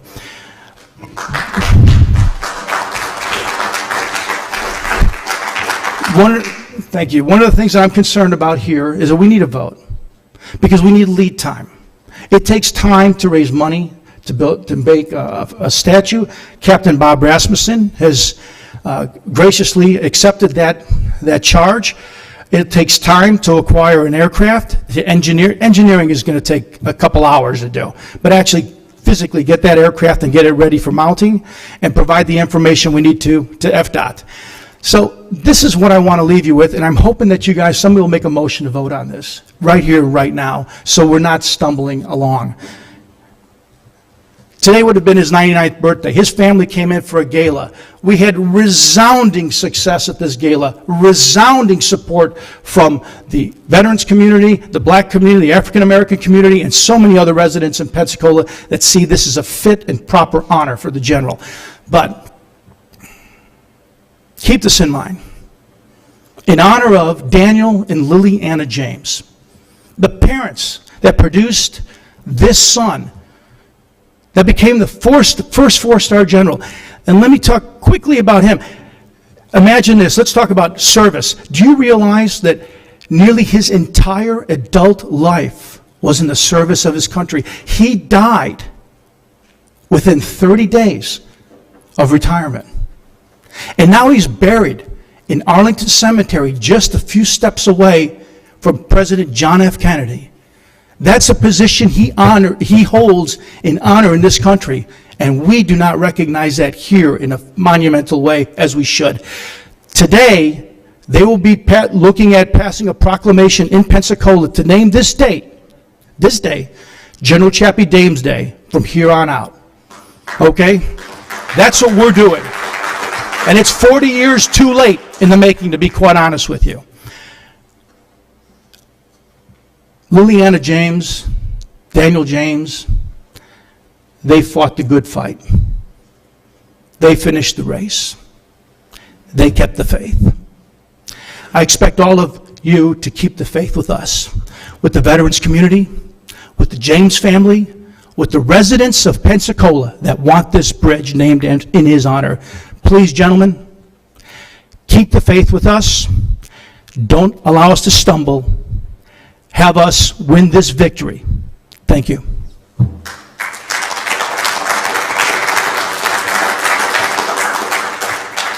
Thank you. Any other members of the public wish to speak at the moment? I'll open the board. Here she comes. If you would, just remember when you get there, state your name and address for the record. Thank you so much.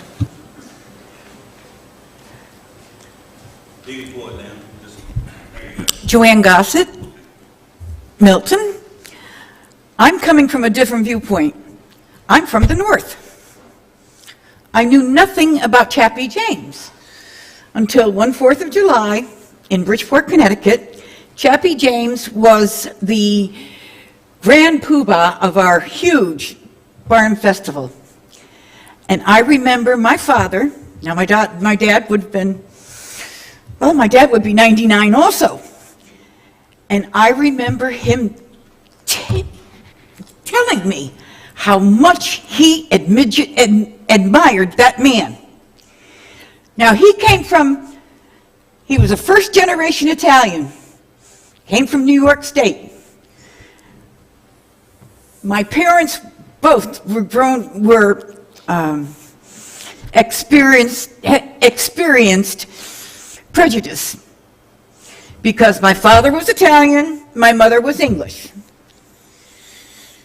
And the fact that they could get together on this, and they agreed wholeheartedly that this man was the best thing since fried eggs. And when I heard that they wanted to name it for him, I was so thrilled, and I still am. So I count myself very lucky to live here, because the rest of the nation should know that guy was a great man, and his family can't beat them with a stick. But I want to thank you. Bye-bye.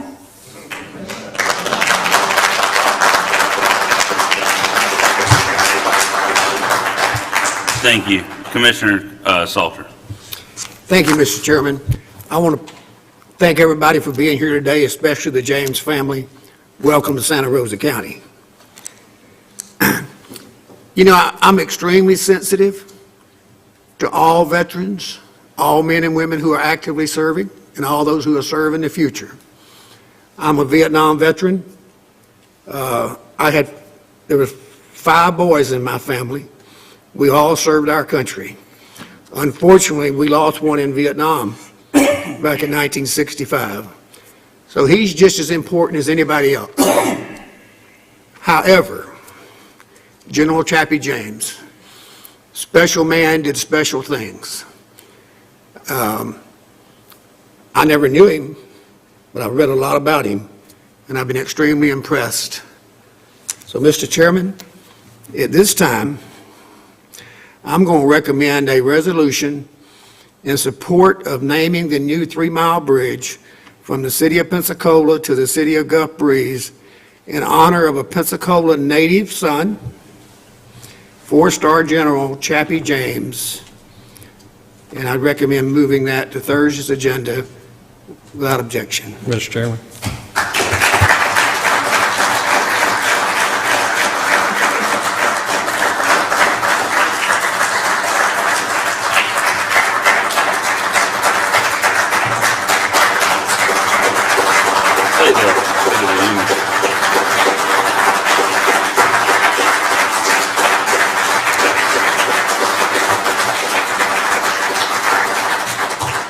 Commissioner Cole. Mr. Chairman, I'm going to object to Commissioner Salter's motion.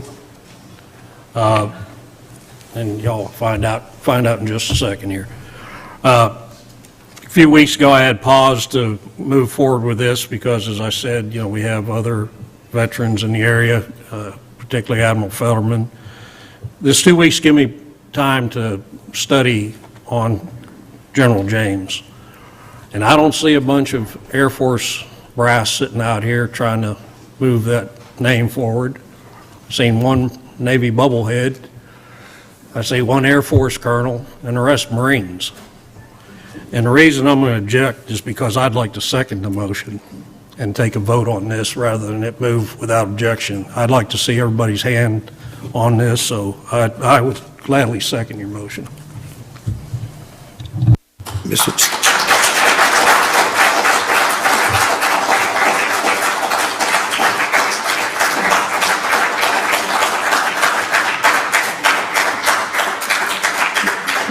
Mr. Chairman, the motion stands. I will withdraw the part about without objection. And that's to move it to Thursday's consent agenda, correct? Regular agenda. Call for the vote. Okay. All right. We'll call for the vote. All those in favor of the motion as stated signify by the raising of your right hand.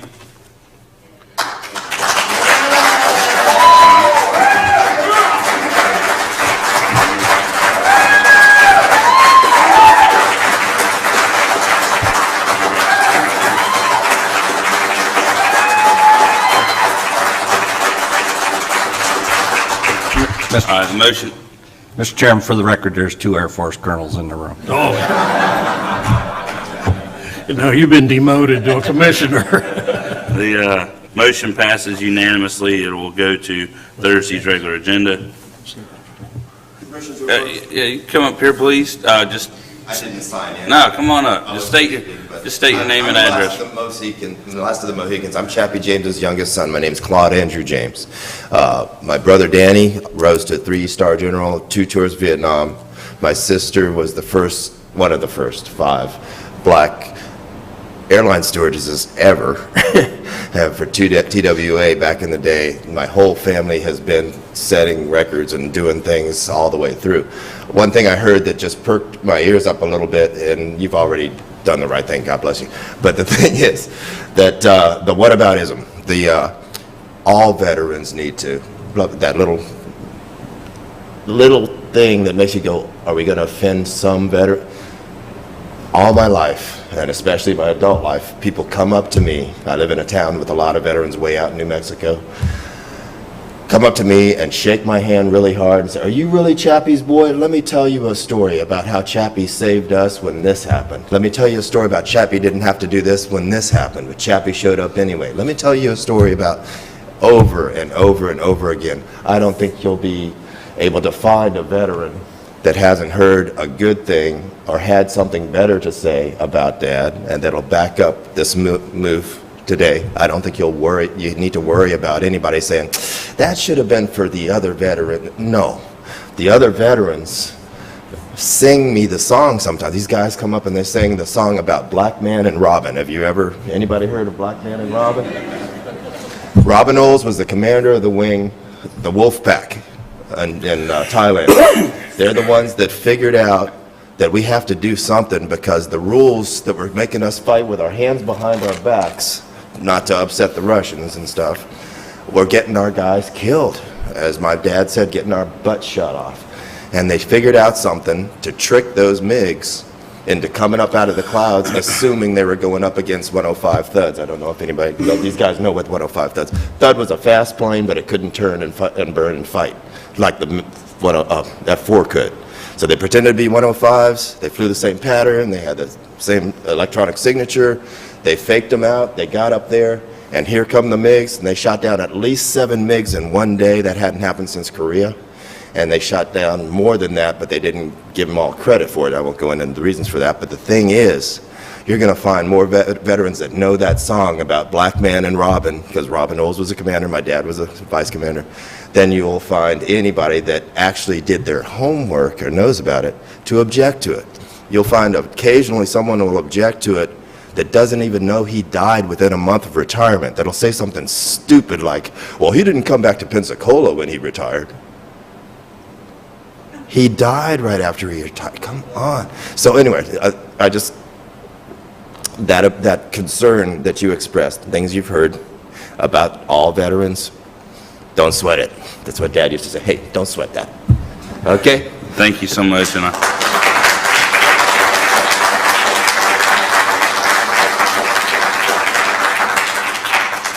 thank you all for coming.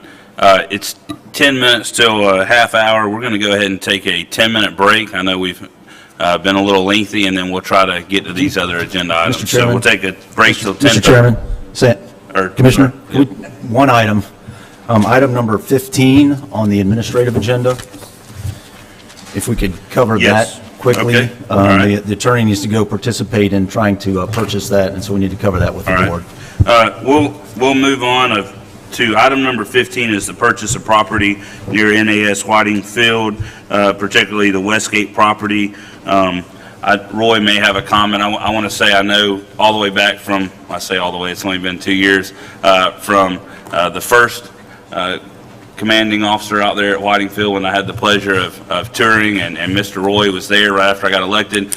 He expressed the need that day. He said, you know, it would be nice if we could get that park, or the county could assist to get it under control and to help protect the mission of the Navy base. So I look forward to seeing this. But Roy, could you hit us on any details that need to be vocalized? The property is going on the sale due to a foreclosure. It's an online auction. The foreclosure judgment was $136,000. We had tried to acquire this property a couple of years ago for more than twice that much. With the board's blessing, I'll go and bid up to, well, we've set it up that we can go to $200,000, but I think we could probably acquire it for less than that. Thank you, Roy. And that would be with REPI funds that we have. It wouldn't be out of the general fund. These And are we're- unencumbered REPI funds, maybe. And those are funds that are specifically set aside to protect that mission of Whiting Field, and we get restrictive easements a lot of times, and Commissioner Salter has championed what has now affectionately been termed the Navy model, and it's known throughout the country to protect that airspace so that we can, support that mission. Do any other commissioners have any comments? If not, we'll... I would ask if we could take final action on that because the auction is today. All right, would somebody like to make a motion that we approve that and take final action today? Move it without objection. Second. Hearing no objection, that'll be approved, and that'll be official as of now. Thank you, sir. We'll take a break till 10:35.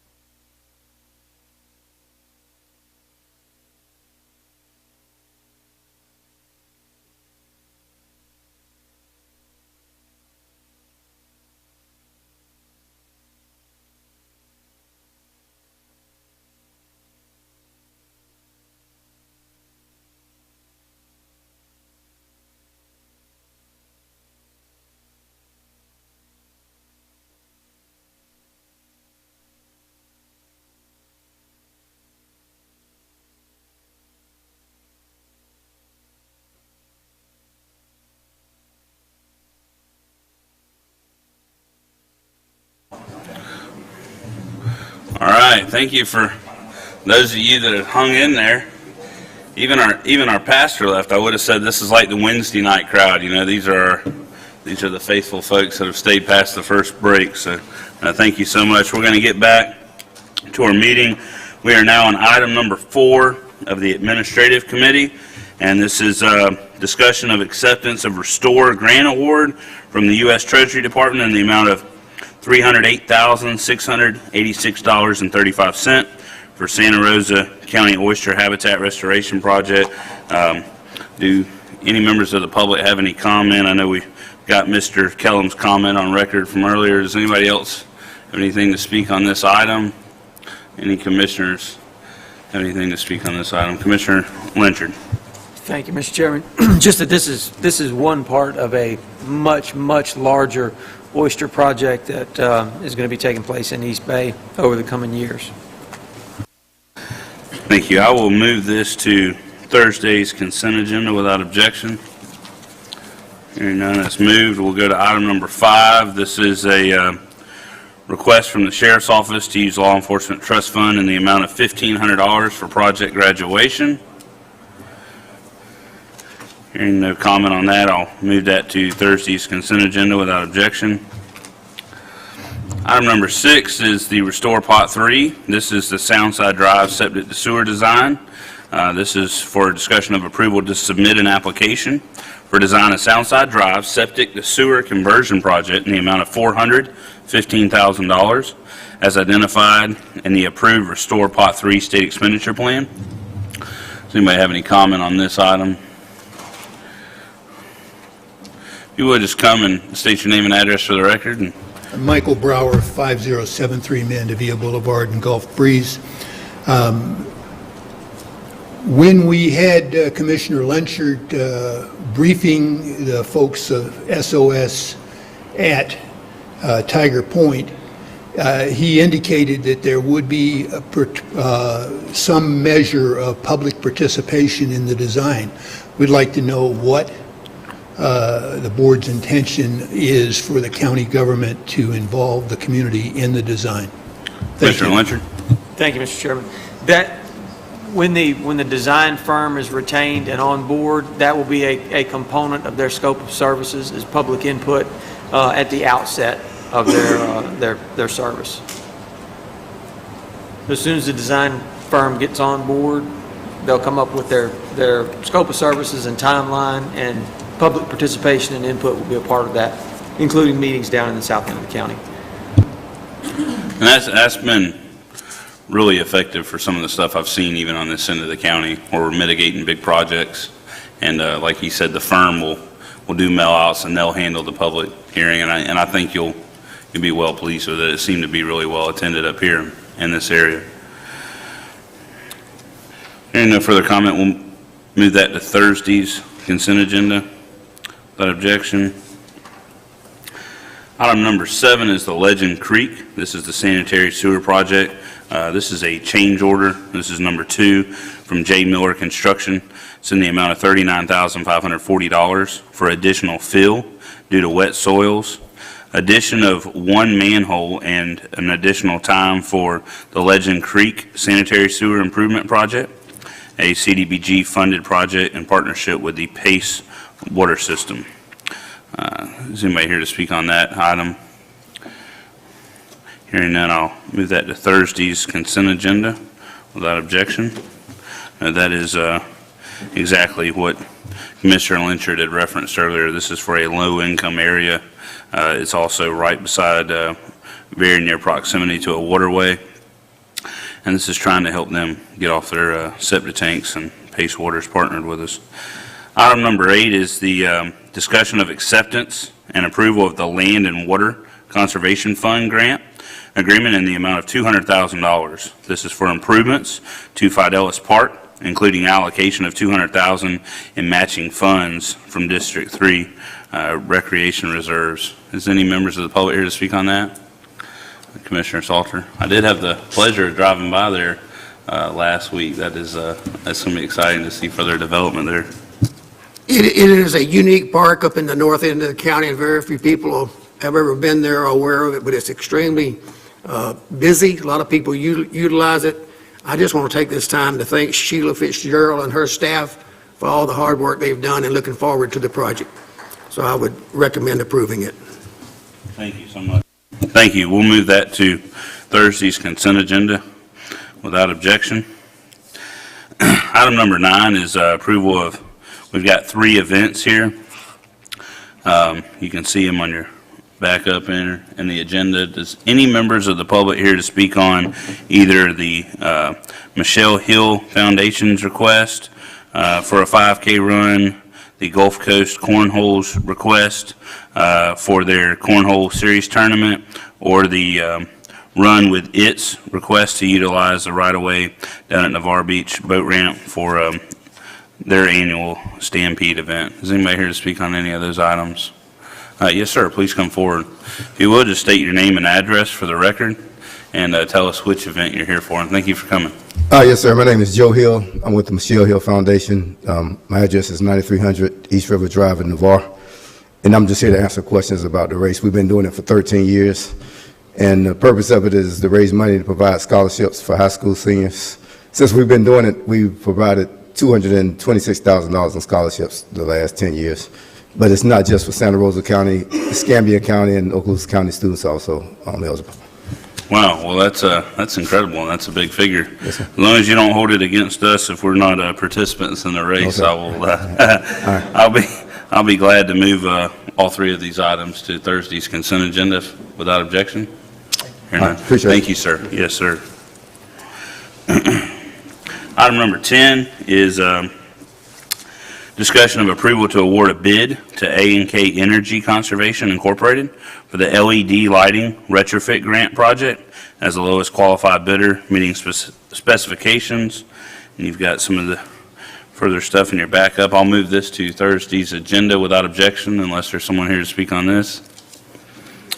Hearing none, that's moved. Item number 11 is the renewal of leases. Particularly, this is for leasing office space in the Santa Rosa Kids House for the Office of the State Attorney and the Guardian Ad Litem at current rates. This is something we have to do annually. Is there anyone here to speak on this? If not, I will move this to Thursday's consent agenda, and thank you so much if anybody's listening from the Santa Rosa Kids House for all they do for folks that have went through some rough times. Item number 12 is the discussion of the redesignation of the local workforce development area, which is Region 1, as Escambia and Santa Rosa counties. Is there anyone here to speak on this item? If not, you've got the information in the backup. I would move, if there's no discussion, I would move that to Thursday's consent agenda without objection. Item number 13 is the Goolsby's flood claim settlement discussion. And this is a discussion of approval to accept title to property at 2011 Aurora Drive as part of the Florida Association of Counties settlement agreement. This is a structure that has had repeated flooding, and so this is the process we're trying to do to take possession of that property so that we don't have to have a resident suffer repeated flooding anymore in that particular area. Is there any members of the public or commissioners that would like to speak on this item? Hearing No, Mr. Chairman, I was briefed up by our attorney and Mr. Shebler on this, and it's the right thing to do to abate this issue. Thank you. I will move this to Thursday's consent agenda without objection. Item number 14 is an informational update on the District 1 medical examiner position. I will, Dan, do we have anybody here to speak on this, or are you giving us? I was just going to provide a verbal update to the board, sir, with the counties have been negotiating with Dr. Minyard and her attorney. The Medical Examiner Commission reconvened last month, and they did not reappoint her as the District 1 medical examiner. The state attorney appointed her as the interim while the search committee is formed and a new District 1 medical examiner is identified. Part of that agreement was an agreement on salary terms. We don't have a signed document yet, but we have agreement in principle on the terms of salary for the district medical examiner and an associate medical examiner. Our budget will cover the majority of those costs. We are still working out the cremation fees, which had been previously collected by the medical examiner's office. We will begin to collect those from the county perspective, and I expect that those fees will offset the additional budget amendment funding that will be required later in the year, depending on how long this interim period lasts. Thank you, Dan. And we appreciate Dr. Minyard's hard work. I think it's a real testament when the state attorney, has expressed his confidence in her. So we'll move this to Thursday's consent agenda without objection. Hearing none, we've already disposed of item number 15 prior to the break. Item number 16 is discussion of funding and scope of work for improvements to the Fallen Heroes Memorial RC Flying Park at the J Transfer Station. Do we have anybody here? I see you now. Come on up. If you will, just give her your name and address for the record, and thanks for coming. Thank you. Frank Papasavas, 4817 Prospective Drive, Milton, Florida. Frank, raise that up a little bit where we can hear it better. We see you got your retirement shirt on today, we see. My favorite state. I think you gentlemen all know where I'm coming from on this thing. Basically, the group I'm representing is the Northwest Model Flyers Association, and what we're primarily interested in is radio control, model flying, drones, helicopters, things of that nature. We feel that the field will be an asset to the community, and what we feel also is that we'd like to bring in possibly regional flying events on a regular basis, which is what we've done typically at the flying field we have in Escambia. And the field that we have been using up till now at Bronson, which is kind of on hold right now because of some military requirements, we've had worldwide events there. So we'd like to bring more and more people into the community from outside, i.e. other states and or other counties, to have regional flying events. And the second thing we'd like to accomplish is, from the standpoint of safety, there's a lot of people flying drones out there right now, and the FAA, the reorganization, 2018 FAA Reorganization Act has some very specific requirements about flying planes. They've agglomerated all types of RC hobbies and flying into one thing. They're basically unmanned flying vehicles is what they're classifying. It doesn't matter whether it's an airplane, a drone, a helicopter, whatever it is. They have taken control of the hobby. We now fall under the jurisdiction of the FAA. And so in having one field with one area that has been designated to strictly fly at, we can provide education for people that may or may not be aware of the hobby and what they're doing, either probably illegally in a lot of instances.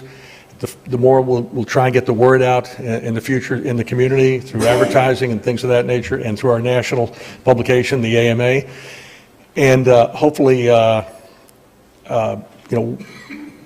again, provide a means of showing people the safe ways of flying airplanes. It's also a great community event to get kids out of, off Facebook and off this and off that, get them out physically doing something. Several of you gentlemen have been to the flying site. We had an open house. I think it went pretty well. Everybody was pretty happy up there. And again, like what we'd like to do is provide more and more of that to the community. And the runway, unfortunately, had some problems and issues in the grading, so we were asking that, you potentially look at getting it paved for us and making it a permanent structure.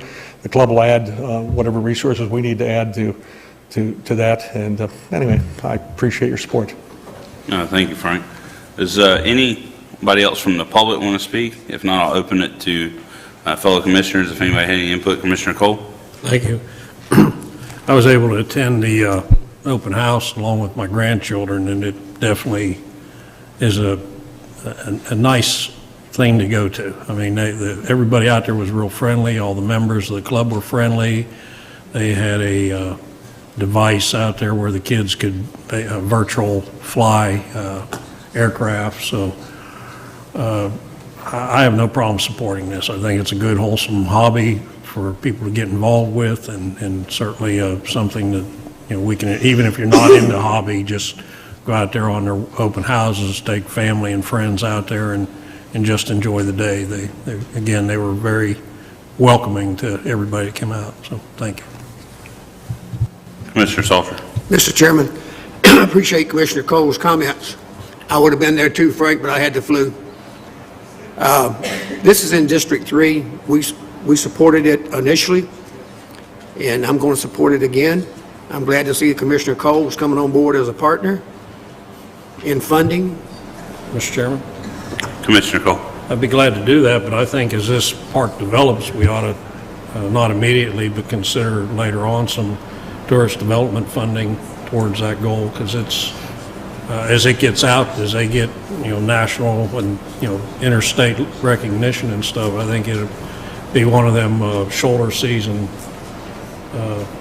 attributes to the county that we can maybe add even to the Beaches to Woodlands tour and stuff. So.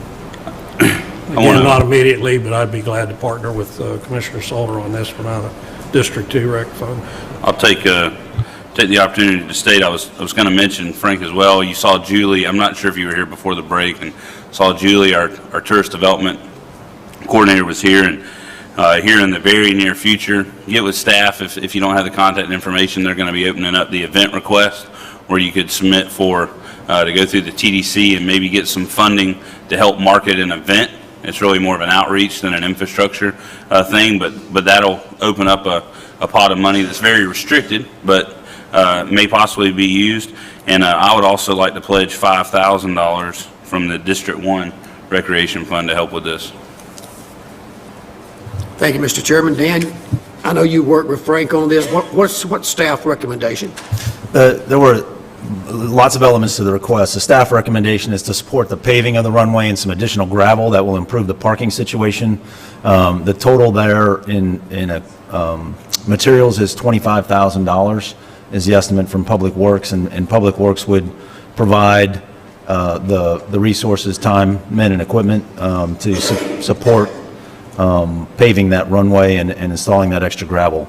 The additional requests for things like chain link fencing, a small portable building, shade structures, things like that, and the staff recommendation is that the club raise funds for those types of additional amenities, but the recommendation will be to fund that $25,000 and provide the workforce to get that project done.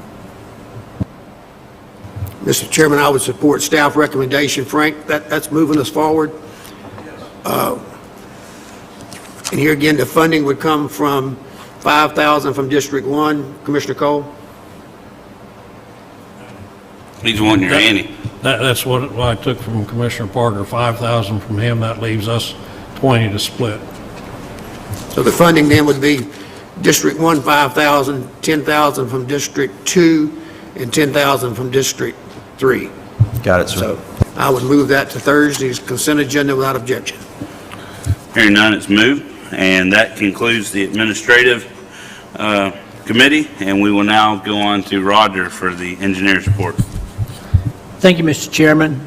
Our first item is a discussion of the construction plans for Jody Oaks, a 25-lot public subdivision that's located in Working District 5. The development has gone through the previous preliminary plat approval process. It's located a half-mile south on Oak Drive from US 98, and the property is on the east side of Oak Drive.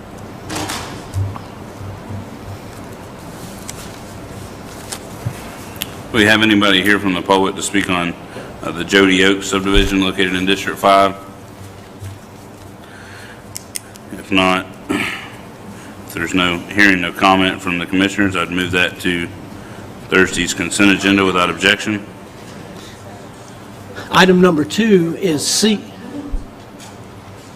Is somebody here that would like to speak on the Jody Oaks construction plans? Yes, ma'am.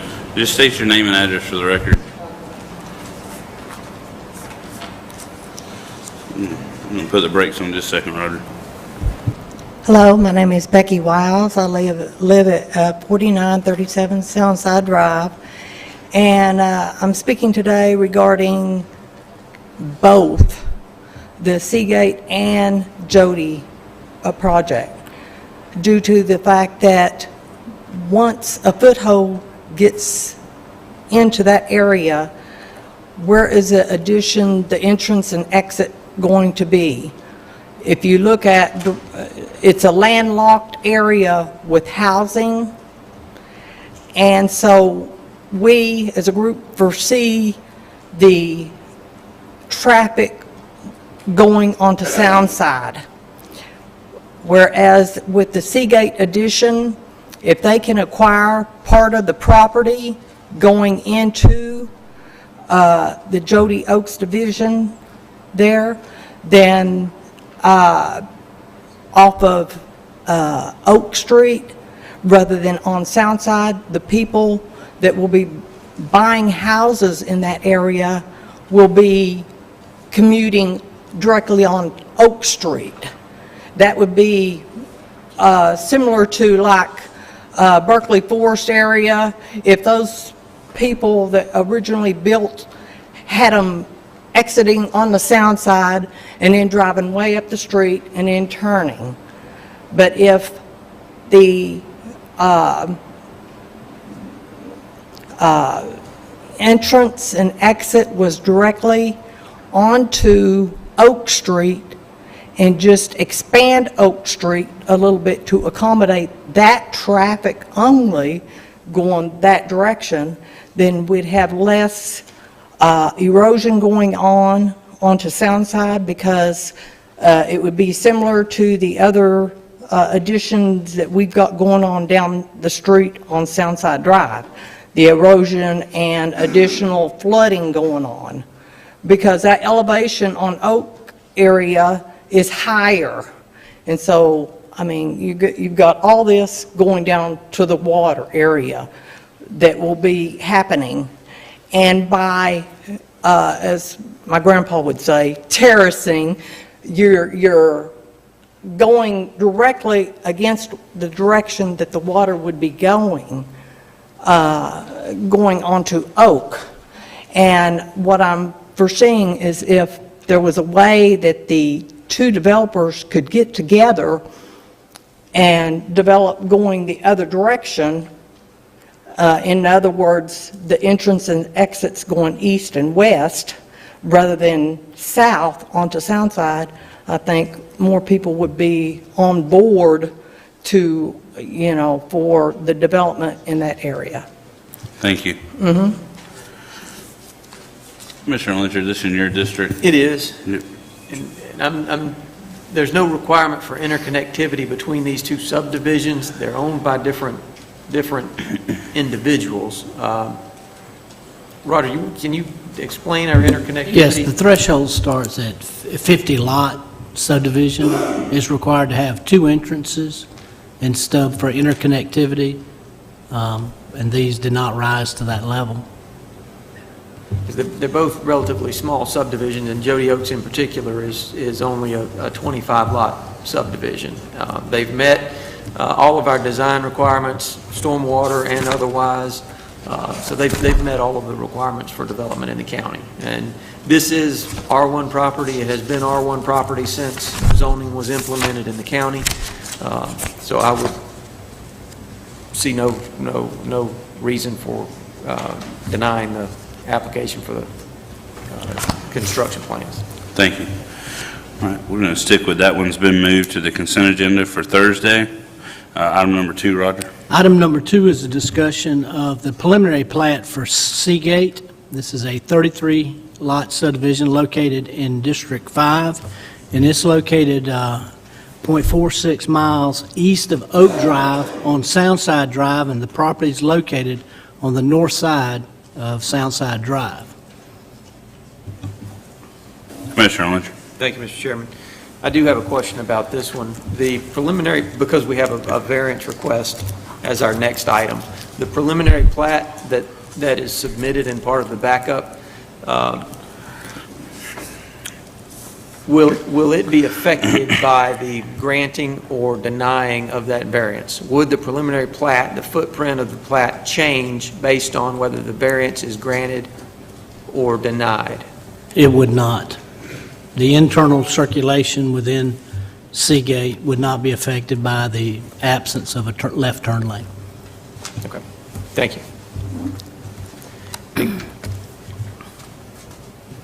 Just one second.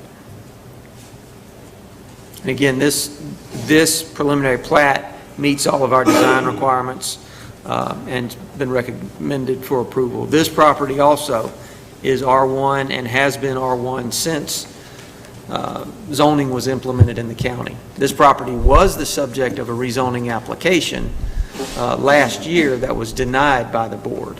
So they've gone ahead with the R1 development. Roger? Yes, as you have that projected, if I could, Mark, reproject, thank you.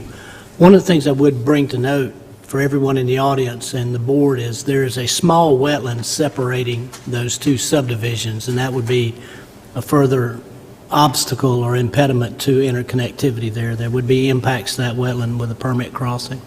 Okay. Thank you. So at that time, I would open it up to public input on the preliminary question of the preliminary plat, not the variance at this time. Anybody here to speak on the preliminary plat for Seagate, the 33-lot subdivision located in District 5? Mr. Kelly. I just would like to know if both of these subdivisions are going to be serviced by sewer. Yes, they would be. Thank you. Thank you. See any other comment? And the developer is required to put all that infrastructure in as part of their cost of development.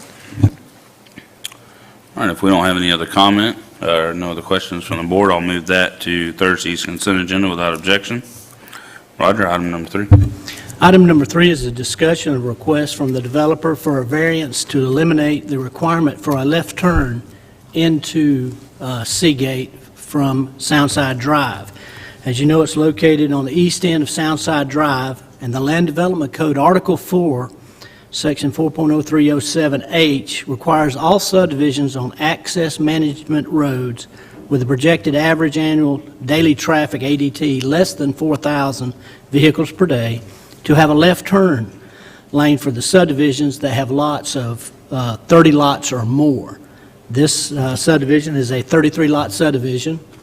Soundside Drive is an access management roadway, and the developer is requesting a variance to eliminate that. And Mr. Paul Battle with Rebel Battles is here to address the board with his petition for a variance. Morning, thanks for coming. How are y'all? Can I pass out an exhibit?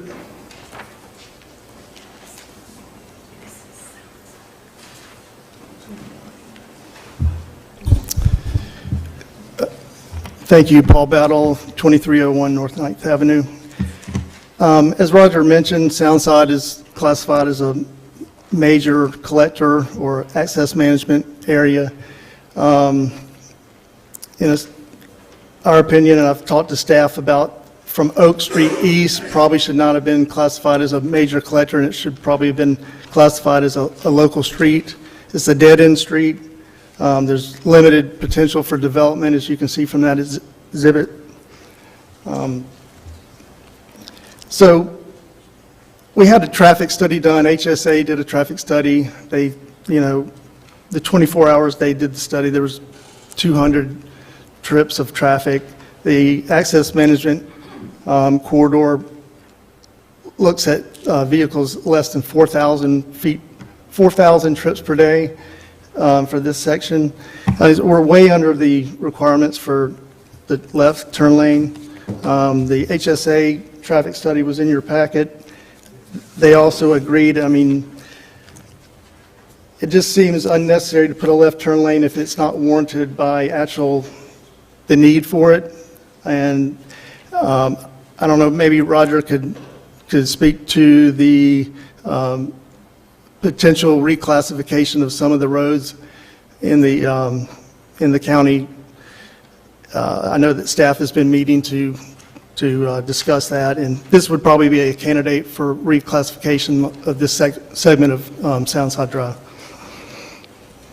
Mr. Battle is correct. Staff is meeting as a part of the comprehensive review of the Land Development Code to look at, not only development standards, wetlands issues, but also those roadways that are classified as access management roadways. And so that process has just begun. There was an initial meeting with Sean Ward and my staff to talk about some of the items, and one of the things that did come up was reclassification of certain roadways within the county. Now, not specifically addressing the east end of Soundside, but certainly it would be qualified to be looked at. Roger, I've got a question, I guess, for you or Mr. Battle. I had saw the letter you submitted, and wish I could say that I had a better familiarity with the dead end of Soundside. I pulled it up on the satellite here to give myself a better picture, and I know it says that some of these are being used for spray fields and some of them for conservation, and there's a large wooded area, and I understand the expense of crossing the canal, but what, as eventually we build out, and it may even be in my kids' generation, we're talking more than mine, I know we'll come back and do more infilling because what is the potential, and I understand it may be, as stated here, unlikely, but what is the potential and the volume of building that wooded section that I'm looking at here to the east of the dead end? To the, Like, I don't know roughly how many acres that is. It looks like a few hundred or... It's 120 acres, and it all is for sale. Give me just a second. Mr. Battle, well, I mean, I can address what's there now. I mean, there's at the end of Soundside, there's a canal that would have to be crossed, and probably a pretty major infrastructure cost to do that. There's really no other access east. There's a proposed subdivision called the Sanctuary. There's no proposed access, even though it's a private subdivision, so there's no really deeded access to the property to the east through that subdivision. So I don't, unless the county's going to build a bridge at the end of Soundside, I don't really see any development potential going east on Soundside. would this be something, it's kind of like, and again, I'm just looking at the satellite map here, like the one we're talking about where they're coming off just to the east of Oak Street, and that's a wooded pocket. Would it be, again, it's just more to the potential that if they came in off of that little Libby Lane to the east of it, or there's kind of even a little dirt pig trail, is there any potential that a developer, if they bought all that, could develop that up and then sort of mitigate by going north of the canal? And I'm just looking at what are the realistic probabilities that traffic volume increases on that road, and I'm not versed enough to be able to answer that myself. Commissioner, are you looking at the handout? Yeah, I am. I mean, the majority of that area is wetlands. There's just small pockets of uplands that, and you can see from this map, the Sanctuary hits a pocket of uplands. Libby Lane goes up into a big area of wetlands. I think Libby Lane's a 30-foot right-of-way. They'd have to probably come off Oak Street or acquire additional right-of-way to be able to develop off of Soundside.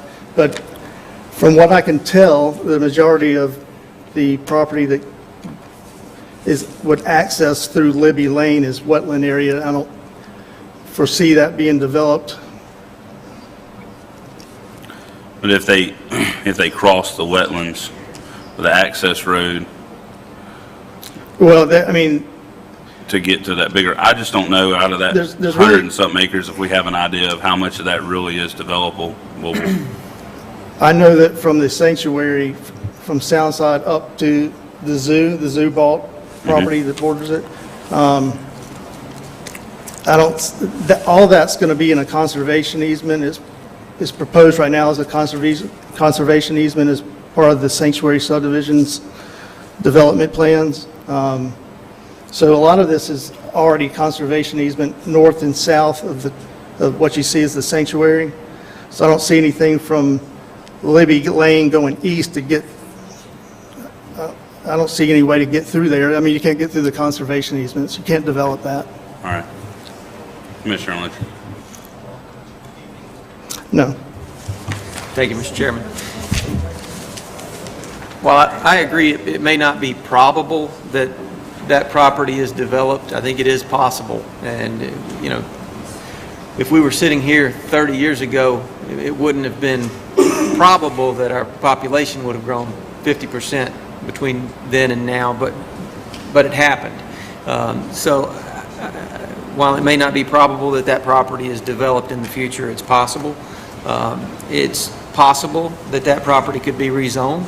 This board has not rezoned any property on Soundside. I don't foresee this board doing that. But in the future, it could happen. So that could increase the amount of traffic on the east end of Soundside. As property gets more scarce, it gets more valuable, and the costs of development are just that. They're a cost of development. If you're getting more for your final product, you're willing to put more into the cost of development. So crossing a wetland may not be much of a hurdle 10 years from now or 15 years from now. So for that reason, this is a variance of a safety provision in our code. Most of the variances we deal with are aesthetics, fence height or setbacks, things of that nature. This would be a variance from a safety provision in the code. So for that reason, I do not support a variance at this point, but I'd be glad to hear from the other people in the audience. Would you like to make that? Any other commissioners have any comments at this time? Would you like to make that in the form of a motion, or? We'll hear from the members of the public first. Yeah, you absolutely can come up. I feel like it's sort of going your way, so I was just trying to expedite it for you. I could save myself the trouble. My name is Dara Hardigan, and I live at 4601 Soundside Drive.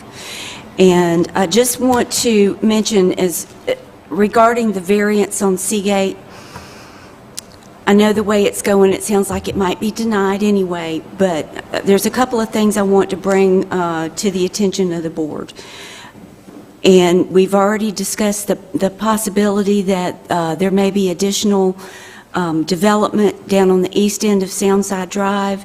They mentioned conservation easements. On Soundside, we have seen conservation easements be developed. And in this particular area, the traffic counter that was out there for 24 hours counted 224 vehicles. Now, I believe that they look at a projected average annual daily traffic of less than 4,000.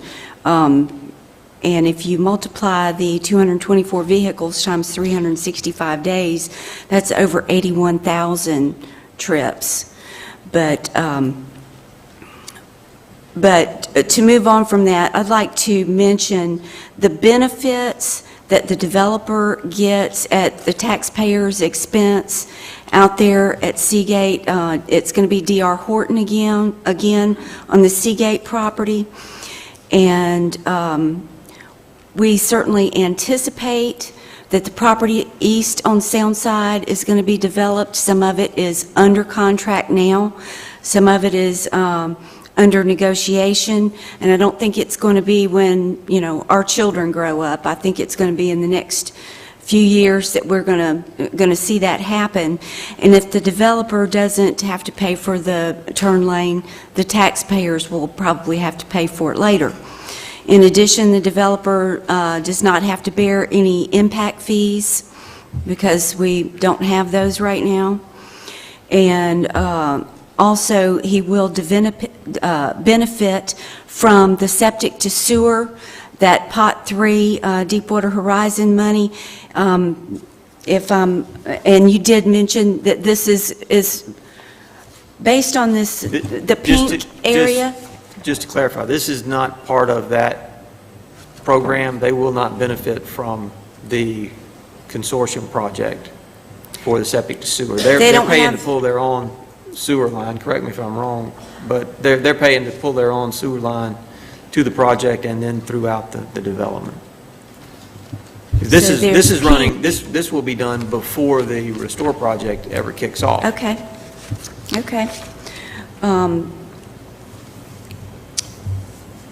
But I think you'll all agree that, based on what we've seen happen out on Soundside so far, the area includes VE and AE and X flood zones that are subject to stormwater runoff and drainage problems and flood hazards and surges and things like that. And because of that, because it's so susceptible to flooding, and, there's a high water table and the elevation is low, they're going to have to bring in fill and elevate these subdivisions for the new homes. So that's going to end up flooding the existing homes that are on Oak Drive. Just like what's happened over on the west side of Soundside Drive with the D.R. Horton subdivisions that's gone in there. So that is going to be another expense to the taxpayer later on when we have to pay for drainage projects and things like that for those people that are going to get flooded. So my solution would be, if you did not deny the variance, that D.R. Horton donate 3 lots for conservation and mitigation of the damage already done on Soundside Drive, and then he'd have 30 lots, and there would be no need for a variance. And I would just propose that in an alternative. And that's all. Thank you, Ms. Hardy. Thank you.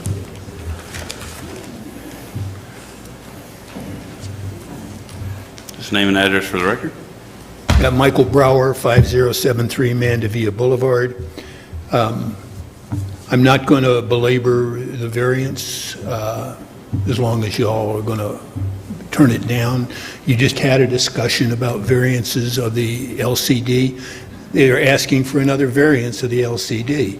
And I don't think that you can piecemeal that. You should accelerate your review of the LCD in order to solve all of these. There are going to be more and more overdevelopment issues. Woodbine today in the paper was addressed up in Pace, and we know what those guys can do when they get out with their mindset on it. I do want to bring up one item which is a continuing item on Soundside Drive, and that is the traffic. The traffic comes from construction. There's a dramatic increase in the construction traffic. It's followed by another dramatic increase because every single estimate that the developer has given you for traffic load from their developments is lowballed. The days of one family having a car are gone. Sometimes there's blended families and they have 3 or 4 cars in the driveway. So that's a problem. We have warned you about Nature's Cove, which was a conservation easement, originally established as a conservation easement. The Preserve at the Waters, which was originally created as a conservation easement, and the Waters, which was a conservation easement. All of those were pledged by Godwin developers to everybody that invested in the Soundside. What happened is they sold them to somebody else. They did exactly what you said. They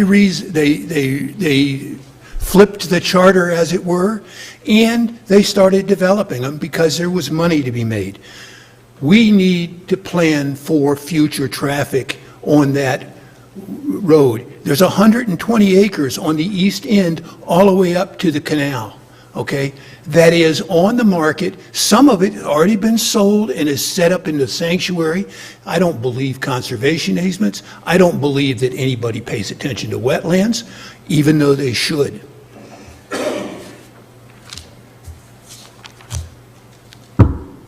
Right over there, when we first came here, back in December, and we introduced ourselves as same Soundside. Our commissioner, Mr. Lynchard, stood over there and told 5 of us that he would do some of the things we asked. And one of the things we asked was a flashing, speed warning, traffic counting, recording, solar-powered, one of those side of the roads. They have hundreds of them out at the park during bird season, which can tell people at both ends of Dead Man's Curve, properly named, that there is dangerous road ahead. Now, Dead Man's Curve goes right into the proposed southern entrance of Nature's Cove. And it's now going to be a four-way cross street because Soundside Terrace is on the other hand. We have reports every week from our members of speeding trucks, of near misses, and dog walkers blown off the side of the road. We need to slow down. We asked the sheriffs. The sheriff did put more people on the ground going down Soundside, but law enforcement has a much more important reason when we can put technology out there, and we need those flashing warning signs before somebody gets killed on that road again. Thank you. Thank you. I know. Go ahead. Mr. Brower, we are working towards getting some of those signs in the county. There's one going up on Navarre Beach that's actually funded by the residents out there in White Sands Boulevard, I think it is. Yes. They're going to put one of those signs up. So we're working on something along those lines. We don't have it yet, but I'm certainly committed to doing what we can to reduce speeding. Your street, I get the same or more complaints from Bay Street, Bayshore down in Gulf Breeze. People use it as a cut through. Anytime people can get off 98, they can. And hopefully Soundside is not being used. That should be a good lesson. Hopefully Soundside's not being used as a cut through on 98 yet. But if there's a wreck, no, it is in fact being. It's what I just said. If every single kid going to Pensacola State College who's late for class turns off by the Community Life Church, comes down 191B, and right at the speed of heat. Yeah. As only young people can drive. Thank you. Yeah. Well, we're working on improving our traffic throughout the area. Well, it's a county-managed road, and if there's a death there, you're accountable. I'll just respond to you. We fund over $40 million a year for a sheriff's office, and I say that as somebody that wore the uniform. You're absolutely right. There are moments in time they have things far more important than to deal with speeders. There are many moments in time that those speeders could prevent a life, and that's why I encourage you, as I've done many groups sitting in this chair up here, continue to contact the sheriff. He's only going to know there's a continued problem if people let him know, and there's also alternatives. We've had neighborhoods that fund hiring a deputy off duty, which is outside their normal duties, such as the deputies you see here when you come to meetings. And tickets work better than signs, and I'm telling you that from experience. So continue, please, to reach out. And I say that as you state, it's our responsibility, but this board has taken a valiant commitment the last 2 years, and really long before that. I can only speak for the 2 years I've been here, to support our sheriff and our sheriff's personnel. So again, on law enforcement issues, as Commissioner Salter stated earlier, they're there for bad people, and that's why we fund the sheriff and his personnel. So I just encourage you to continue to reach out to him. The sheriff has been Good. extraordinarily effective. That's all right. We're gonna continue to move forward. Commissioner Lynchard. Yes, ma'am. Liz Pavlik, 4454 Armitage Road, Gulf Breeze. I just wanted to clarify something that Mr. Blaylock had said when he was talking about why you couldn't combine Seagate and Jody Oaks. He said that developments with 50 lots need to have two entrances. Is that what you said? It's part of the requirement. He didn't say we couldn't. He said that our current code does not force them to. But that they should. Well, no, he said our current code says it's only triggered if it's 50 or more houses. Okay, so if it's 50 or more houses, then how come there's not two entrances for the waters in Nature's Cove? I'm going to let Roger speak to that. Because the waters has 92 lots. Nature's Cove is going to have 89. Yes, I was just citing the applicable portions to this. A subdivision can have one entrance, but it must have a looped interchange within the subdivision and a boulevard-type entrance going in until it hits the loop, or a boulevard until it reached 50 lots or less. So there's caveats within it, and I didn't want to cite that full thing because it was not applicable. Okay? So there's much more than what you hear me say in Chapter 4 that I don't say at the podium, but that's the explanation. Okay. And one clarification for the board, I think Ms. Hartigan was, 81,000 was the correct math for annual traffic, but that's not an annual average daily traffic. It's 4,000 trips per day on an annual average, so just for clarity. Thank you, Roger. Yes, ma'am, if you will, would try to bring it in for Leonard. I think Commissioner Lynchard was ready to move forward with what all y'all are asking for, so. Becky Wiles, 4937 Soundside. When you do the traffic projection, are you looking at how many cars there are just right now? Or are you looking at the future when the whole east end of Soundside is nothing but houses? Actually, traffic is not a requirement within the LDC as it relates to determining the approval of a development. The turn lanes are triggered on traffic counts on the roadway, more than 4,000, less than 4,000, and those are based on planning numbers and counts that are maintained through our planning and zoning and our traffic planning department. So, but furthermore, the traffic report that you saw within the backup to the Seagate turn lane, that was an independent traffic analysis that was done for the developer to support his claim, but it was not a requirement of the engineering department. So, okay, now, And- say the other one gets its built first. Is one going to go faster than the other? Is one development going to be, okay, you guys can go ahead and build and knock one another out, and then this can come in here? And in other words, what I'm saying, from a builder standpoint and for a cost standpoint in which they would be, since they're paying for their own sewer, is the sewer for them going to be going on Oak Street? Question. The question is, there will be some sort of a sewer on Oak Street. I don't have the plans in front of me, but Oak Street will be serviced by sewer. So the Seagate addition that's further east, wouldn't it be beneficial for them to run less sewer lines by, instead of going way the hell down the south side, way this way and put crap uphill, isn't it? I mean, Hey, try to stay closer to the mic, just so we can get it on record. I didn't want to interrupt you, but just so they can get it on record, if you will. Yeah, that's what, the main thing is the cross thoroughfare going between the two additions. I mean, you've got to start thinking ahead, because you know they're trying to sneak stuff by you. Yeah, I'll just say it's actually better for the public the more sewer line they run, because if they run it down Oak Street, it would offer that opportunity in the future if somebody wanted to tie in rather than going from one development to another. But that's just one different viewpoint. Commissioner Lynchard, absolutely. No reason to stop it now. Thank you for what you're fixing to do. The only thing I want to ask that gentleman over there is do not take the east end of Soundside Drive off the things that he was bringing up about it's not enough traffic there.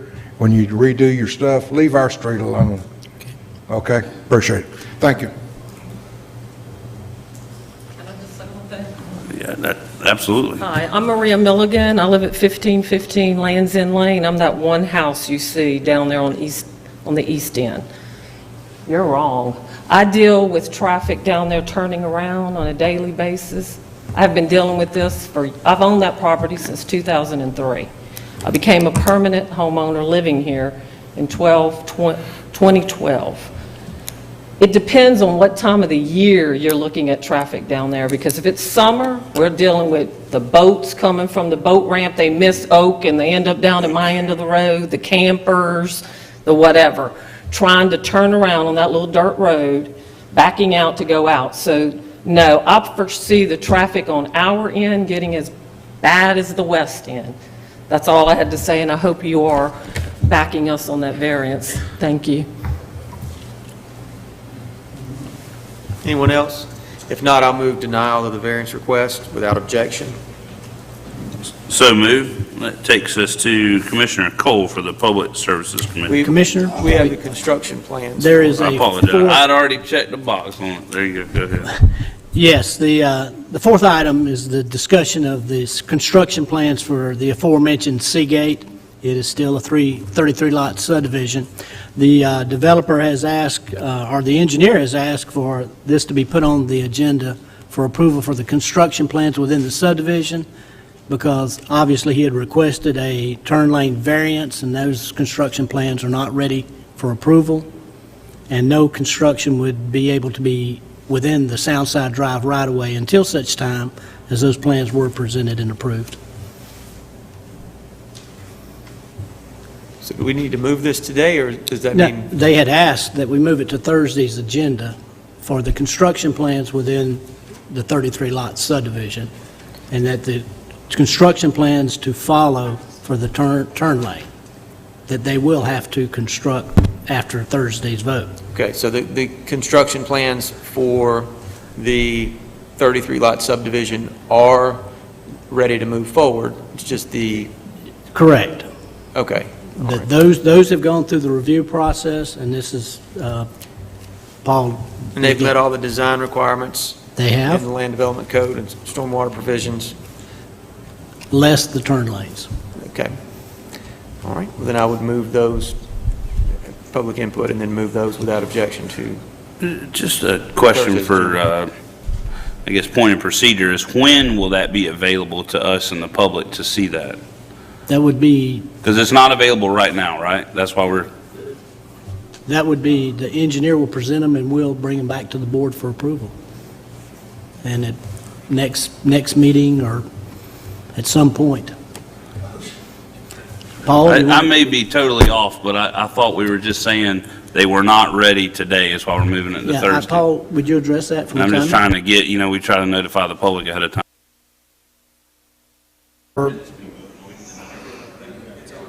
Okay. The construction plans for the subdivision are finished and they're done, and I guess what I was asking Roger is, can the subdivision go and get approved Thursday night, and while we're going to prepare the turn lane plans and turn them back into Roger, I didn't know what the formality was between that, and obviously we're not going to be able to get a final plat and do anything without the turn lane in, so I didn't know, I really don't know what point y'all need to see it, or they need to see it, or I was just trying not to delay the approval of the construction plans, because we have to do the turn lane. We're going to do that. I just didn't know. Maybe I'm confused. And again, I wasn't objecting, I just kind of wanted to know, maybe I'm misunderstanding it, but when will that be? Kind of like we reference a lot the backup, and we allow it for these folks to look at it. I'm just wondering when that would be there. Because it'll be different than what's here today, right? Well, the subdivision plans won't change.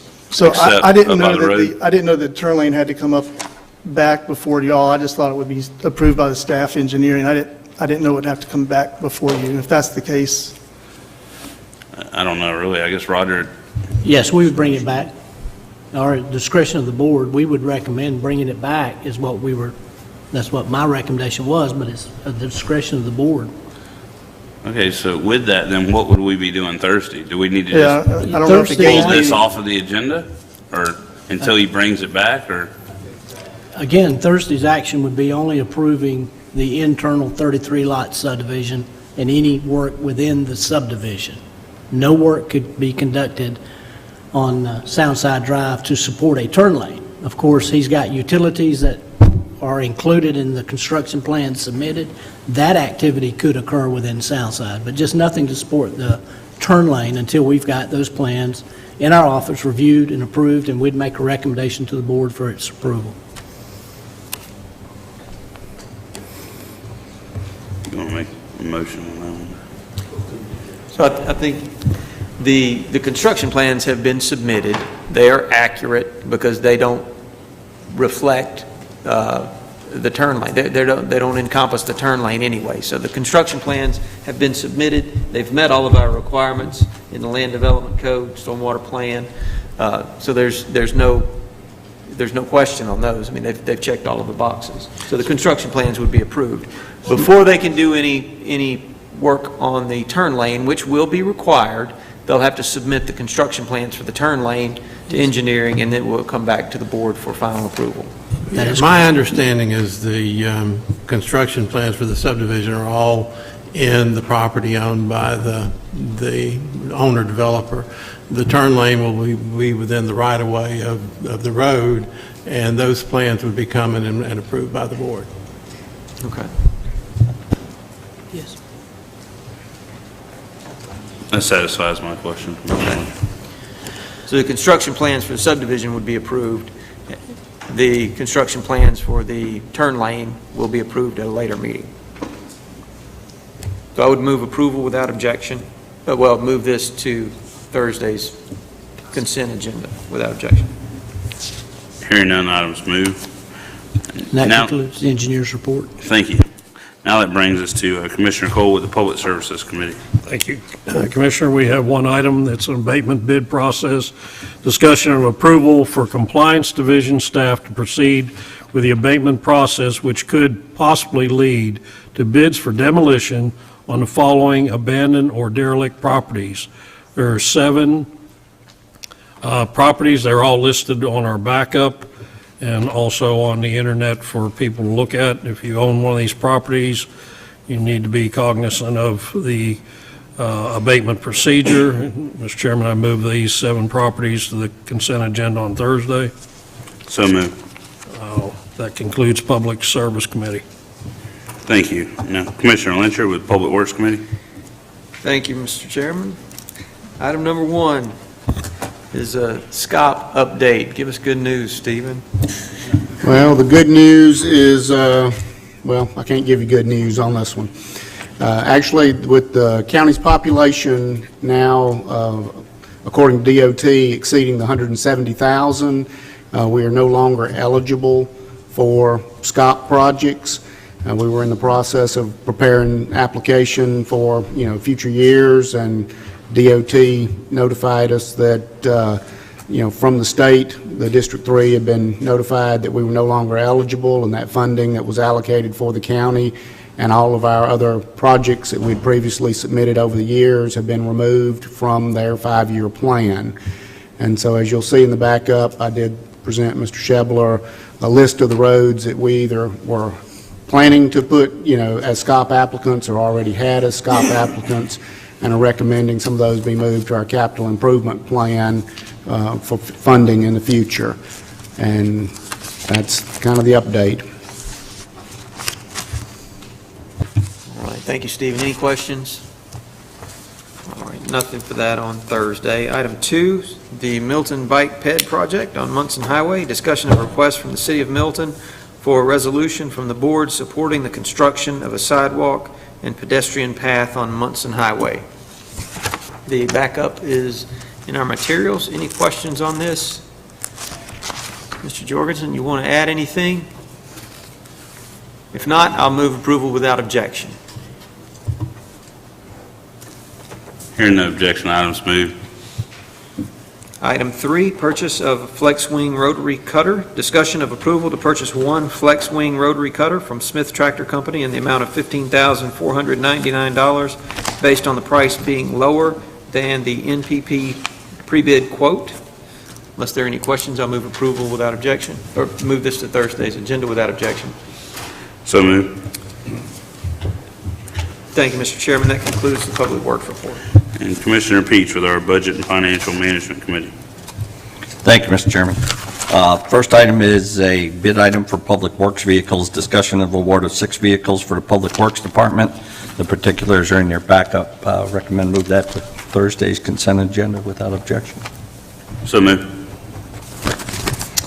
Second item is a bid for General Electrical Services, discussion of award for General Electric Services contract to C&D Electrical, Inc. as the best and most responsive bid meeting specifications. Recommend move this to Thursday's consent agenda without objection. So moved. Number 3 is interlocal agreement for property appraiser services, discussion of interlocal agreement with property appraiser to develop an online system for the management and maintenance of MSBU assessments. Recommend this be moved to Thursday's consent agenda without objection. So moved. Item number 4 is a procurement manual, discussion of the new Santa Rosa County procurement manual. We have a public hearing scheduled for this on Thursday, so we'd like to keep this on the regular agenda. Jane, is there anything you want to add at this time? Okay. We'll be discussing that Thursday, so I recommend that stay on the regular agenda. So moved. We have number 5, a budget amendment, 2019-100, in the amount of $8,000 to allocate tree mitigation funds for the replacement of trees for the Santa Rosa Sportsplex. Seeing no discussion, recommend we move that to Thursday's consent agenda. So moved, and I'll note that I was out there yesterday and saw that they planted a bunch of those about 6 or 8 foot tall cedar trees around the edge. Nice. Number 6, a budget amendment, 2019-101 spay-neuter program, discussion of that amendment in the amount of $30,000 to transfer funds from reserve for contingencies to support the spay and neuter program as approved at our January 22nd, 2019 meeting. Recommend move that to Thursday's consent agenda without objection. So moved. Number 7 is the 2019-102 Strive Grant Program budget amendment in the amount of $50,000 to transfer funds from the Economic Development Reserves to the general fund to implement a grant program for signage and facade improvements for small businesses located in Santa Rosa County, as approved at the January 24th, 2019 meeting. And gentlemen, just so you know, I don't know if you've been hearing, but there are a lot of businesses excited about this opportunity, so I think it'll be a good thing, and recommend we move to Thursday's consent agenda. So moved. Just as an information item, that Shannon and Eric will be back next meeting to give you the parameters and some of the stuff we discussed end of last month. Thank you.